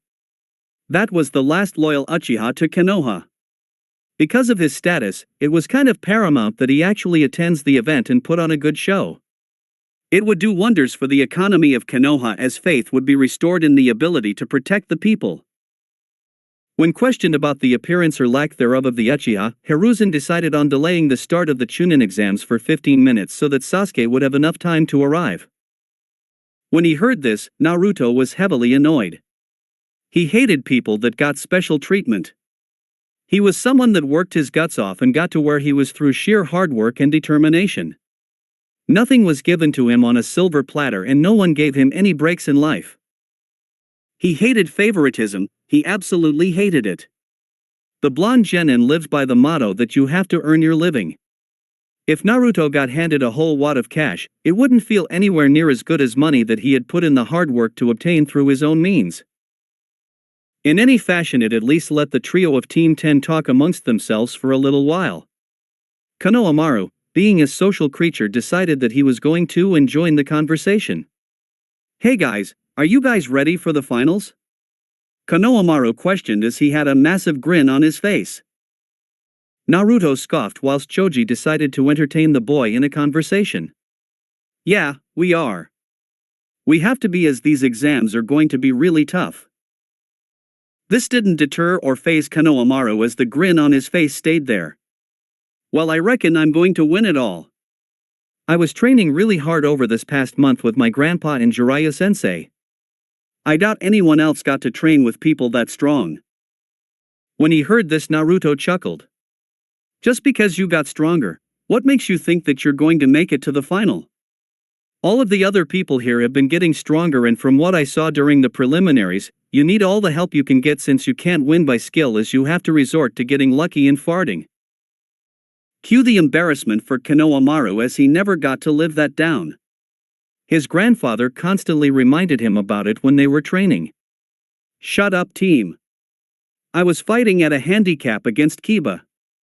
Orochimaru placed a seal on my chakra network, which screwed up my chakra control really bad. Now that I have had that removed and trained, you will see when I smash your face in. Oh, wait a minute, you won't get there, cause Sasuke team will beat you," Konohamaru stated as he engaged in what he thought was banter. Naruto and the others didn't see it that way. He saw the insult though and decided to engage his potential future opponent. "So I destroyed the person who you tried to fight in the middle of the street and got nervous all over. Neji is someone who is stronger than me. Do you really think you have a chance?" Naruto questioned, to which Konohamaru stumbled for a second before his bravado returned. "I guess we will just have to wait and see, team," Konohamaru angrily replied before turning his attention to his grandfather up in the box. Naruto grinned whilst Choji looked at Naruto unconvinced. "Do you really think you're weaker than Neji?" Choji whispered, to which Naruto shook his head. "Nah, but he doesn't know that," Naruto replied with a grin that had mischievous written all over it. The trio of shinobi that made up Team 10 didn't have to wait that long at all, as Gemna Shiranui, who was the proctor for the final exam, apparently started speaking to the hopefuls. "Listen up, kids. The games are about to start, so everyone but Konohamaru Sarutobi and Neji Hyuga can all go and wait in the stands for the match to finish," Gemna stated, to which all of the Chunin hopefuls nodded and made their way to the room. Naruto was the last to make his way up, as he wanted to survey the crowd one last time. This was finally his big break as far as he was concerned. If he put in a good performance in here, then many people would know his name, and that would mean that he would have more chances to make a lot of money.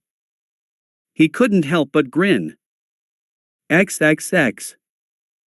Kakashi couldn't help but be impressed with what he saw. Admittedly, he had made it in halfway through the fight, but from what he had seen, he was impressed with Konohamaru. Obviously, the boy was destined to be much stronger since he had the Sandaime training him during the finals, but he didn't expect the boy to have access to two elements. His use of Doton was quite remarkable for someone who knew nothing about the subject a month ago. His fire manipulation was something that Kakashi assumed that Konohamaru got through sheer brute force. If this wasn't proof that Konohamaru was going to be a ninjutsu juggernaut, then he didn't know what would. There was no doubt in the mind of Kakashi that the Sandaime was going to train his grandson in the ability to use all 5 elements, since he had the Kyuubi backing him. It would mean that the boy would be able to consistently fire off high-ranking jutsu after high-ranking jutsu. Konohamaru wasn't without his faults though, as he was still very rough around the edges, which actually surprised Kakashi, as he thought that that would have been something that the man would have focused on during their training, but apparently they had not. It seemed to the silver-haired man that Hiruzen obviously wanted to fast-track as much strength into the boy as soon as possible. He didn't know the game plan of his Hokage, but Kakashi assumed that it might have been the knowledge of the impending invasion that made Hiruzen decide to speed up the training of Konohamaru, as they could go into a war anytime soon after the invasion. They didn't know what Kumo or IWA would do once word got out to them. Also, with that Gaara kid being a Jinchuriki, it also meant that Konohamaru would probably have to be the one to fight up against the boy. It was best if his student was as prepared as possible. Kakashi smiled under the mask as he watched his most exuberant student race up the stairs, much to the applause of the crowd. They had gotten to witness a very thrilling match and they were mightily impressed with the Sandame's grandson. Bittersweet feeling encapsulated Kakashi though as he realized who it was that his other student in the exams was going to go up against. It was none other than his sensei's son, and honestly, despite knowing that he should be rooting for Sasuke Uchiha, he wasn't. Kakashi wanted to find out more about his sensei's son. He couldn't root for either promising shinobi as he felt bad for the other. The silver-haired man gave a quick glance to the side and noticed how Guy had an uncharacteristically serious look on his face. The slightest of nods came from his jonin comrade. Kakashi responded the gesture as a form of thanks. The understanding that the two of them shared was something that very people could ever put down into words. XXX. Thankfully for Naruto, Sasuke had managed to arrive through the fight between Neji and Konohamaru. Admittedly, Naruto was very surprised that Konohamaru managed to defeat Neji because Neji was definitely no slouch. When he hit the 64 palms, Naruto, like most people in the arena, thought the fight was over. As the red chakra came from the body of Konohamaru though, Naruto was confident that he had figured out why the Sarutobi got back up. The signs that Konohamaru was showing were very similar to what Naruto had been briefed on by Danzo as to what Gaara could do. It would also explain the large chakra pool that the boy had, which was even bigger than Naruto's own, which was bordering on special Jonin level already. Yeah, Naruto was fairly confident that Konohamaru was a Jinchuriki of some sort and that the only bijou which fit the time and place would have been the Kyuubi.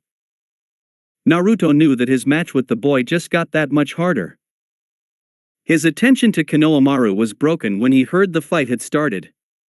Naruto quickly shook himself right and got into a defensive taijutsu stance. Sasuke, who was looking on, decided to try and take advantage of the transparent looks on the face of Naruto. He rushed forward as Naruto quickly got into the same taijutsu stance that ended Kankuro. The main difference between Sasuke and Kankuro though was the fact that Kankuro was slow in comparison. Heck, the blonde noticed that Sasuke was as fast as himself. This was coming from what he had seen during the prelims was staggering. The guard went up before Sasuke could get in striking distance and land a blow. This didn't deter the black-haired boy as he launched a vicious right-handed hook to the face of Naruto. It was clear to all of the seasoned fighters in attendance that Sasuke wasn't pulling any punches. This was what Naruto wanted. He didn't want a fight that was measly in comparison to what he was going to get against Gaara. He wanted to warm himself up rather than go into the fight with Gaara completely cold. What Naruto didn't expect was just how good Sasuke was at the moment. Surely no one could improve that much in such a small space of time, which made Naruto think that maybe he was better but just either hit it or was suffering from something during the Chunin exams. That seemed a lot more plausible to Naruto as the rookie of the year below surely couldn't be that bad. Naruto dodged the incoming attack and countered with a punch of his own. The difference being Naruto jabbed and Sasuke used a hook. Neither punch landed on their respective opponent as Sasuke was using his Sharingan. Damn, this guy is as fast as what Lee was without the weights. How did he get so fast?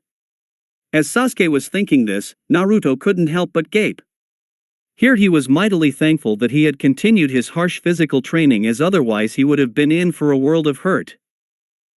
Annoyed that his speed wasn't his biggest trump card, as that was one of the things that he had been working on during the break, Sasuke pushed that little bit harder in offense. The raven-haired boy sent more chakra through his legs as he pushed forward and attempted to punch Naruto. He succeeded. He hit Naruto's skin, but that was from Naruto blocking the attack rather than dodging it. The blonde dodged it whilst holding up his forearm, to which Sasuke grimaced when he connected with Naruto. He didn't know his fist would hurt from punching someone. Pain was nothing new to the Uchiha though, as he persevered through the pain and jabbed Naruto with his left hand. It was only the slightest of glances to the right shoulder of Naruto, but it gave Sasuke confidence in that his attacks were working. It was all thanks to the Sharingan, so he could follow the movements of his enemy. The moment of hesitation that Sasuke had from getting a hit on Naruto allowed the blonde to return the gesture in kind. Instead of it being a punch though, it was a kick as powerfully as Naruto could right into the mid-thigh area of Sasuke's left leg. As Naruto grinned in satisfaction, Sasuke grimaced in actual pain as Naruto could certainly pack some force behind those kicks. He definitely didn't want to get hit by one of those again. Sasuke knew that he was lucky it was in the dense muscle and not something like a bone which could easily break. After connecting his foot to the thigh of Sasuke, Naruto knew that it was high time to go on the offense, as he knew that the more energy he saved, the better. He was not sure how long this fight with Gaara was going to go for, but he wanted to be as prepared as possible. Naruto spotted the slightest of limps on the leg that he had just kicked, so he knew that he had something to work with. Naruto launched another kick to the leg of Sasuke, but thankfully for the Uchiha's sake, he had the presence of mind to dodge the incoming attack. Naruto grinned. He sprinted forward as he saw his opponent make his mistake. Sasuke jumping up in the air to dodge the attack, as it allowed Naruto the chance to predict where he was going to land. Naruto pulled out 3 shuriken and threw them right in line with where Sasuke was going to land. Sasuke managed to block these with his Sharingan and a kunai at hand before he threw the kunai in retaliation. Naruto dodged the attack and slid along the ground, heels first into Sasuke's ankle the second it would hit the ground. Sasuke smirked when he saw this. Naruto left himself wide open for an attack, and Sasuke raised the leg that Naruto was aiming for, if only slightly. He wanted to keep the illusion that Naruto could go for it. Right at the last second, Sasuke pulled the leg that Naruto was aiming for. Sasuke planned to land on his other leg and smash Naruto in the face with his foot. This was what Naruto wanted, as he immediately changed direction and went after the foot that had just been planted on the ground with a powerful fist right into the Achilles tendon. Now the Uchiha were never known for being a vocal clan, but in this case, Sasuke took an exception as he vented the pain that his ankle was going through. Naruto didn't waste any time and immediately went on the offensive, as he purposefully brought the bones in his limbs right beneath the surface just so that his hits had that little bit extra oomph behind them. The blonde-haired boy took another quick jab into the ankle before getting up and gave his opponent a sweeping leg kick on the same very ankle. Naruto could tell that something had been done as Sasuke quickly brought his other foot down to the ground and favored leaning on it. Naruto only paused for a split second though as he continued the assault. Can't block attacks. I have to dodge and turn this into a ninjutsu fight. I have to use chakra to keep up at that speed, whereas it looks like he doesn't have to. Sasuke thought to himself as he grimaced slightly when he put some weight on his ankle. Naruto had been on the offensive for the past 5 minutes and had progressively gotten more hits in on his opponent, the longer that time went on, as Sasuke's chakra supply was getting smaller and smaller. The Uchiha jumped back and quickly went through the hand seals of the trademark jutsu of the Uchiha clan. "Two can play at that game," Naruto called out as he went through the exact same hand seals and launched a more powerful version of the giant fireball. It just went to show what a primary element did for you, as Sasuke's primary was lightning. Naruto got to use less chakra and still have a more powerful and potent fireball, which battled Sasuke's for a few seconds before it overpowered it and headed for the raven-haired teen. Naruto wasn't one to rest on his laurels though. Naruto went through some more hand seals as the fireball was heading for Sasuke. Katan, Hozenka no Jutsu, Fire Release, Phoenix Flower Jutsu. Naruto called out as he shot 3 smaller fireballs either side of the large one just to make it that much harder for his opponent to escape without any damage. Sasuke waited until the last second and then dodged the incoming fireball, and his Sharingan eyes started spinning as he rapidly took in the incoming ball of heat. He didn't have enough time to dodge the attack, so Sasuke did the best thing he could. He turned around and copped the fireball into his back and hoped for the best. Naruto grinned when he saw that his jutsu had hit Sasuke and immediately sprinted as fast as he could and punched Sasuke as hard as he could in the face, and as this happened, Naruto felt the bones in Sasuke's jaw breaking. The blonde-haired boy knew that he had won the fight from this point as he slammed his elbow into the temple of his opponent, which forced the boy into the land of dreams. Winner, Naruto Uzumaki. Gemna called out to a stunned into silence crowd. Everyone was stunned into silence from what they saw. No one, especially not Orochimaru, who was sitting in a prime position, could believe what he had just seen. The fabled Sasuke Uchiha, last of the famed Sharingan clan, was no longer a participant of the Chunin exams. This wasn't from a lack of trying, but Sasuke was simply outclassed by his opponent. The surprising thing for Orochimaru was the fact that he was surprised at how bad the boy's tactical abilities were. Surely Sasuke would have realized that Naruto boy was able to keep up with him despite not using chakra in his limbs and then switch to something else much sooner. It was easy to see just how much of an ego that Sasuke had as he refused to switch to genjutsu during the fight. Orochimaru wasn't sure whether or not this was because of the fact that he hated Itachi or he simply didn't know any. Orochimaru liked to think that his future host knew a fair few genjutsu, but if not, it wouldn't be that hard to teach him a few. What it did tell the snake Sanin though was just how bendable Sasuke was, as you could very easily manipulate him through his pride. Despite the fact that he had lost his fight, Orochimaru was more than impressed with the performance on display. In fact, now that he thought about it, having Sasuke lose was actually kind of good. Sasuke saw the amount of progress he was capable of achieving as he saw the boy a month ago, and he had improved significantly. The loss would be something that he could no doubt manipulate to make the boy come and join his side, but that wasn't the thing that made Orochimaru internally cackle at the situation at hand. Just from a glance, he could tell who the boy who had just beaten Sasuke Uchiha was. He was Minato's brat, as he was essentially a carbon copy of his father.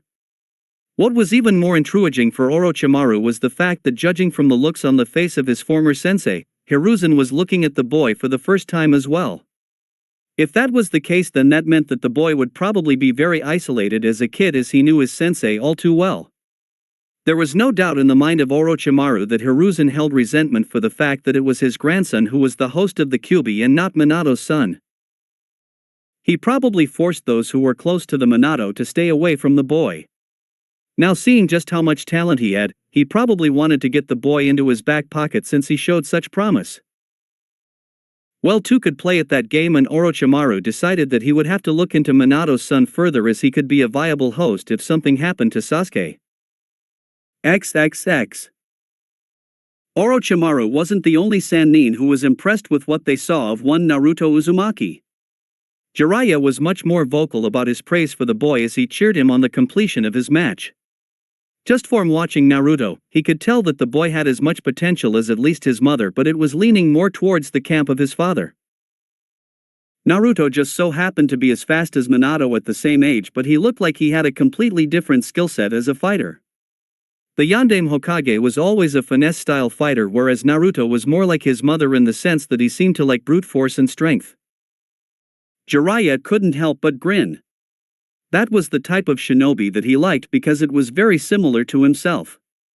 Then there was the fact that Naruto had a fire element just like he himself had. Judging from the looks of things, he had a pretty strong one at that.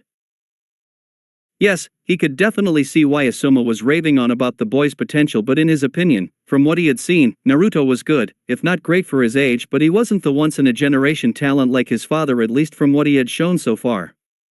Jiraiya hoped that there was more to Naruto than what he had just seen. Well, he would be going up against Konohamaru, so Jiraiya was confident that the boy would push Naruto just that little bit harder than what the Uchiha did. XXX. What go Naruto? Ino cheered as she watched her teammate win his fight against his opponent. The fact that she previously had feelings for said opponent did not matter. The blonde-haired girl was happy for the fact that Naruto won. If she was completely honest with herself, she was kind of glad that Naruto won rather than Sasuke, as Naruto was her teammate. He was the one who she spent time with, but most importantly, he was her friend. Sasuke on the other hand wasn't, and he was as fun as eating wet puzzle pieces wrapped around bits of chewed-off eraser. Sakura, who was nearby but not in the competitors' area, watched this and was completely surprised at the fact that her former best friend was cheering for her supposed crush's defeat. Maybe she really has changed over these past few months, like she had telling me. I guess now we can be friends again since she isn't interested in Sasuke-kun. Sakura thought to herself, happy at the fact that she would be able to get her friend back. What the pink-haired girl didn't realize was the fact that Ino had moved on. She had tried to be friends with Sakura, but the Team 7 genin had threw all of those attempts right back in her face. It wasn't just that though, Ino realized just how weak Sakura was, and to be honest, she didn't want to be friends with someone who didn't take their shinobi training seriously. Death was a very serious thing in their profession, and Ino, as selfish as it sounded, didn't want to see other people that she was close to die yet again. She had already been through it enough with Shikamaru and she had every intention of keeping it at just her former teammate. Sakura, who had the exact same motivation to train as Shikamaru, was someone who there was a very high likelihood of something bad happening. Sakura really needed to take things seriously, as being a shinobi wasn't just a job. It was a way of life, and if you didn't put in absolutely everything, you were going to get killed, if not worse. Before she could go any more into her thoughts, Ino was interrupted by the voice of the Chunin exam proctor permeating the air. It was now time for something very important to the blonde-haired girl. It was her fight with Choji, and it was something that she was both excited and apprehensive about. She turned to Naruto for support, but he didn't have a grin on his face like he normally did. "I'm not going to cheer for either of you because I think that would be unfair for the other person. Good luck, Ino and Choji, and may the better ninja win," Naruto stated as Ino noticed that Choji was also looking at Naruto for advice. Ino realized just how much stronger Naruto was than herself and Choji in that moment, despite not even displaying any skill. The simple fact that they both turned to him for advice and guidance said it all, really. Even if Ino was the strategist out of the three of them, Naruto simply had this leadership quality that none of them could match. XXX. Winner of this match and advancing through to the next round is Ino Yamanaka. Despite the fact that she had just won the fight, it felt like a hollow victory for the blonde-haired girl. Choji was still not over his fear of hurting his teammates in a competitive match, as she noticed that there were several times that he pulled back slightly in those seconds. If he had carried out with his hit from the start, would have meant that there was a different winner. Sure, she didn't like hurting her teammates, but she wasn't afraid to do what was necessary. That was the difference in the end. The winner was the person who had the bigger balls, and that turned out to be Ino. To the civilian eyes, though, they couldn't have cared any less. If it was at all possible, they loved this fight more than the fight with the underdog and the Uchiha clan heir. This was a fight of two completely different fighting styles, whereas the fight between Naruto and Sasuke was brawn versus brawn, with Naruto coming out on top. On the other hand, Ino v Choji was finesse and strategy versus brawn, with there being multiple near misses, but in the end it was an amazing fight for the crowd to watch. It was long, but not a single spectator thought that it was drawn out and slow-paced.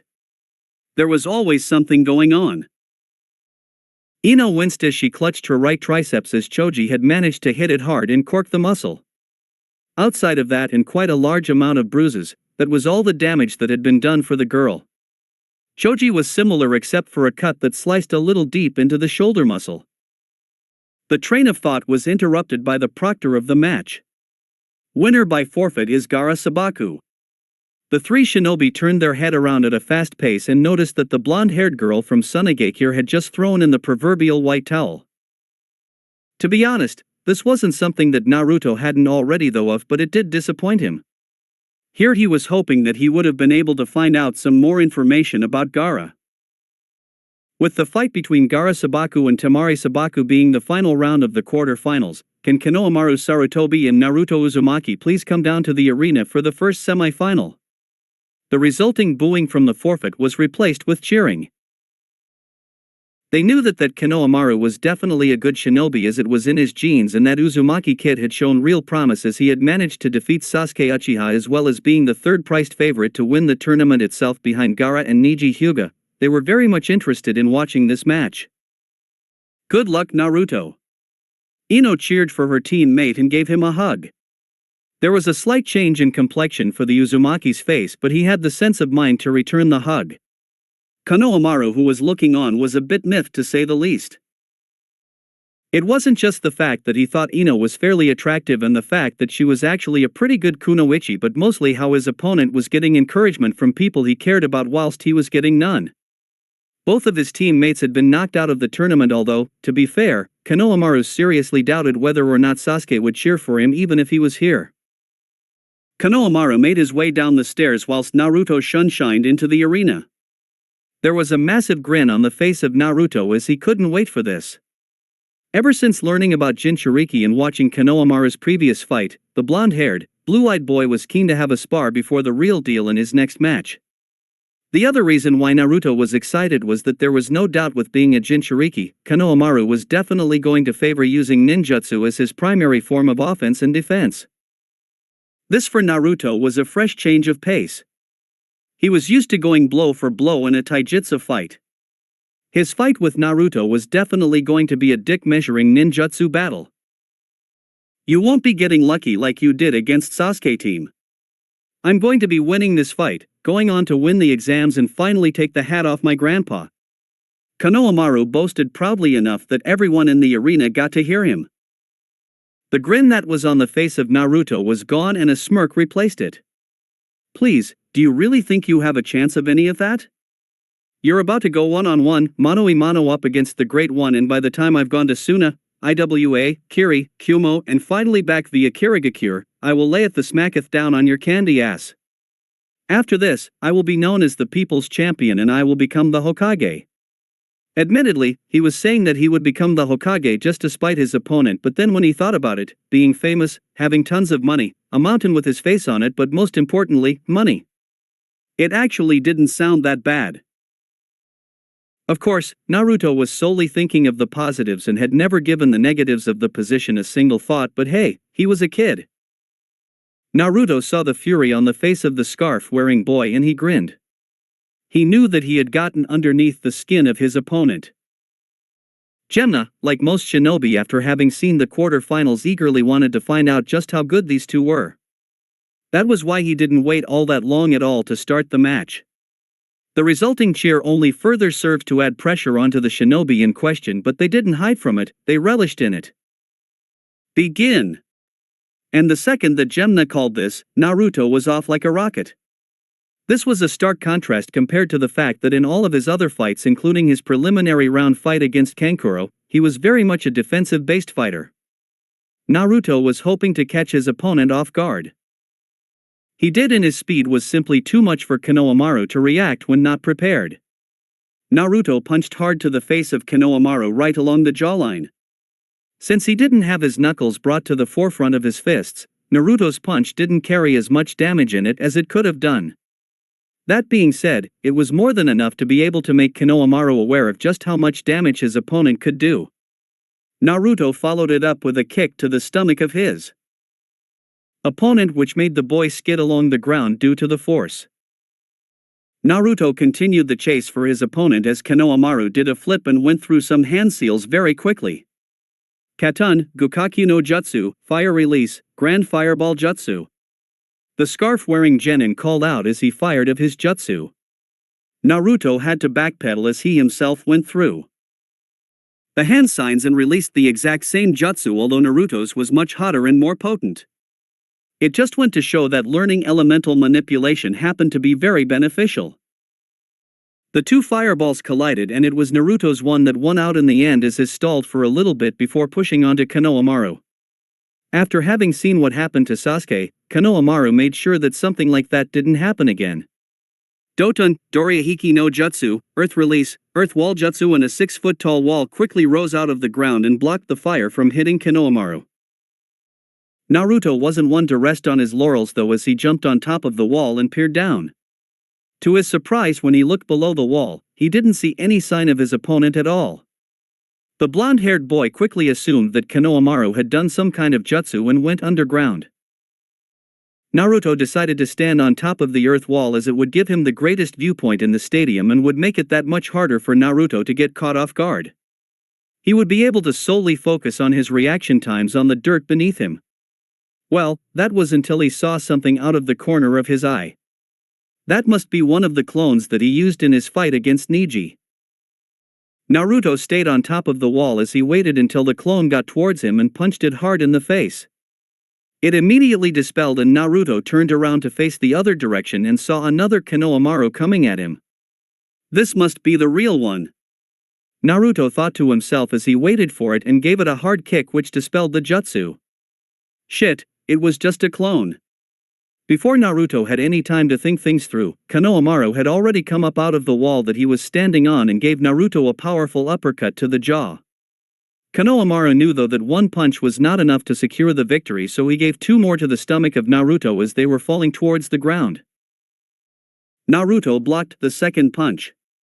He also channeled his chakra into his hand and allowed his knuckles to become more pronounced and gave a very fast jab to the jaw of Konohamaru which rocked the boy.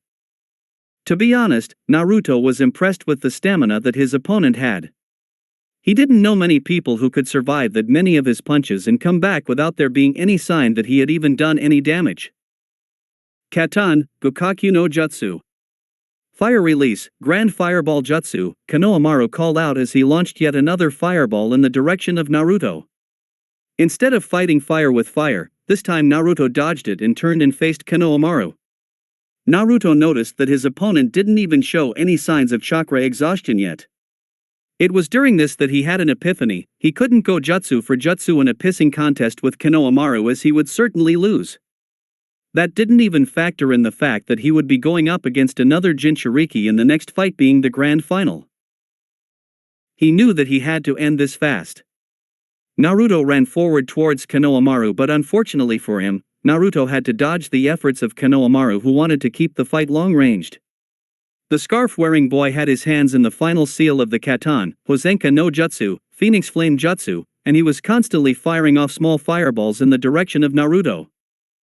It was keeping Naruto at bay as his opponent was a Jinchuriki and could keep using jutsu after jutsu and not get tired. It annoyed the blonde how he had to work so hard for his gains in the stamina department whilst Konohamaru just got born with godlike stamina. To be fair though, Naruto knew that he couldn't complain as he had a bloodline himself, which most people couldn't say. It wasn't all sunshine and roses for Konohamaru though, as he was starting to feel slightly fatigued. Ever since he had been told that he was a Jinchuriki of the Kyuubi no Kitsune, it explained a lot of things to the youngest member of the Sarutobi clan. It explained why he always had trouble learning the clone jutsu and why Ebisu in the end decided to teach him the shadow clone technique after getting the approval of his grandfather. It also gave Konohamaru answers to some stray thoughts that he had been having along the lines of being different to other kids. Whenever he would play ninja with everyone, all of the other kids would eventually tire out over the course of the game, but he never did. He never really thought much of it, but now he at least knew why that was the case. The answers to some lingering questions that Konohamaru had weren't just positive questions though, as he found out why some people would give him foul looks. Even if he wasn't the most switched-on kid, Konohamaru knew that those looks weren't because of the harmless pranks that he used to pull. They were looking at him that way because of the fact that he had a demon sealed inside his stomach. Thankfully, any of the bad thoughts that he had were quickly pushed away by his grandfather, who used the analogy of the kunai and the storage scroll as a way of making Konohamaru aware of the difference. He did make a note of just how dangerous the chakra was and that he had to be very careful with it. The best way that Konohamaru had decided to combat that was to become so strong on his own that he wouldn't need the Kyuubi. For the Sandaime Hokage, this was the perfect answer that he wanted to hear. That was because he knew more about being a Jinchuriki than his grandson did, and that the Kyuubi, having watched Kushina and Mito, really only augmented your own power rather than giving you a completely new power. And that was exactly what the two members of the Sarutobi clan focused on. The duo focused increasing the speed and power of his attacks, as he knew he would need that given his opponents. The other physical thing that Konohamaru worked on was the speed in which he could go through hand seals. Given the fact that Hiruzen was grooming the boy to be a ninjutsu juggernaut, he would need to be able to use jutsu after jutsu, and the best way to streamline that process was to work on hand seals. From that point on, Konohamaru took a test to find out what element he was in alignment with and found out that it was the earth element. Hiruzen grinned when he saw that, as it meant that his grandson would have good foundation to build from. With very basic elemental training, Konohamaru was able to get all three of the Doton techniques down in a week and a half. This left the other 2.5 weeks for him to focus on Katan jutsus. It required a lot of brute force, but Konohamaru was able to use two elements as a genin. Hiruzen couldn't be any prouder. Being able to use two elements in fighting situations though didn't mean shit when you had someone like Naruto charging at you. Sure, you could stall him with jutsus, which was exactly what Konohamaru was trying to do, but even he, as a Jinchuriki, was feeling the pinch on his reserves. It was clear to those watching in the stands that the brown-haired boy was not using his favorite element. The speed in which he could use the jutsu was coming slower and slower as time went by, but that was not the only thing that was affected. The potency of the fireballs he was shooting was slowly decreasing. Naruto decreased the gap between the two of them so that if the way that they were going, it would only take another minute if that before he reached striking distance of Konohamaru. This is going on far too long. I need to end this now. Well, Danzo-sensei did state that he wanted me to save my bloodline until the finals, so I guess this is now as good a time as ever. Naruto thought to himself as he continued running and pointed his fingers at Konohamaru. Teshi Sendan, 10 drilling finger bullets, Naruto called out to much surprise not just his opponent. Unlike all of the others in attendance, Konohamaru didn't have the time to gape in surprise at what Naruto had just done like everyone in the crowd was doing. Instead, he had to dodge the incoming projectiles as they were coming at him mighty fast. Since there were 10 of them, it made it just on impossible for Konohamaru to dodge the incoming attacks from the distance they were fired at. It was impossible for Konohamaru to dodge all of them as unfortunately one of the bullets grazed his right leg and caused the brown-haired boy to stumble. This change of pace was enough for Naruto Uzumaki to capitalize on. Now that I have shown the world that I have the dead bone pulse, I might as well show them just how effective it can be. Naruto thought to himself as a bone came out of his wrist into his hand as a makeshift sword and he stabbed it through the collarbone of his opponent. Large and painful scream was heard as Konohamaru felt a blinding pain in his upper shoulder. He had never felt anything like this before. Gemna, who had been watching this fight and extremely surprised at the fact that Naruto had the dead bone pulse bloodline, got lost and wasn't paying attention to the match. The scream of pain and the blood that coated the ground knocked the proctor out of his funk and he looked around to survey his tasks. The fight was clearly over in his opinion with a wound like that being delivered. This fight is over.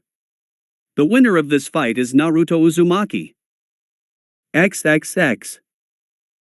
Normally, there was this casual smile on the face of Kakashi and there was very rarely, if ever, a moment that would force the elite Jonin to change this. Much could be said about Guy, his eternal rival. Now Kakashi and Guy were intently staring at what was right in front of them. None of them could believe the fact that Naruto Uzumaki possessed a bloodline and the Kaguya won at that. The thought of someone such as Minato's son having a kekegenkai so powerful to aid him meant that Naruto pretty much had the world at his fingertips. That combined with the obvious skill that Naruto had shown meant that he was well on his way to becoming a shinobi that his parents would be proud of.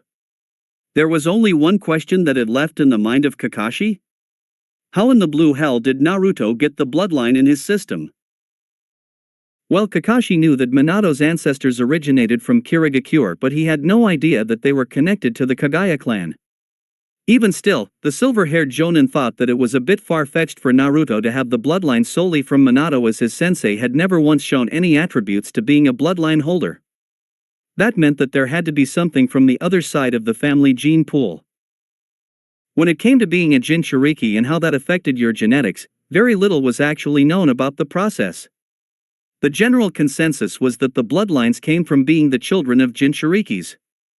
The problem was though that no one knew what bloodline the Kyuubi gave out to its host. It was probably due to the fact that the Shodai's Bijou suppressant bloodline DNA was inside the child of Mito, which prevented the bloodline being passed down. Kakashi also mused that this was probably also the reason why the wood element wasn't passed down.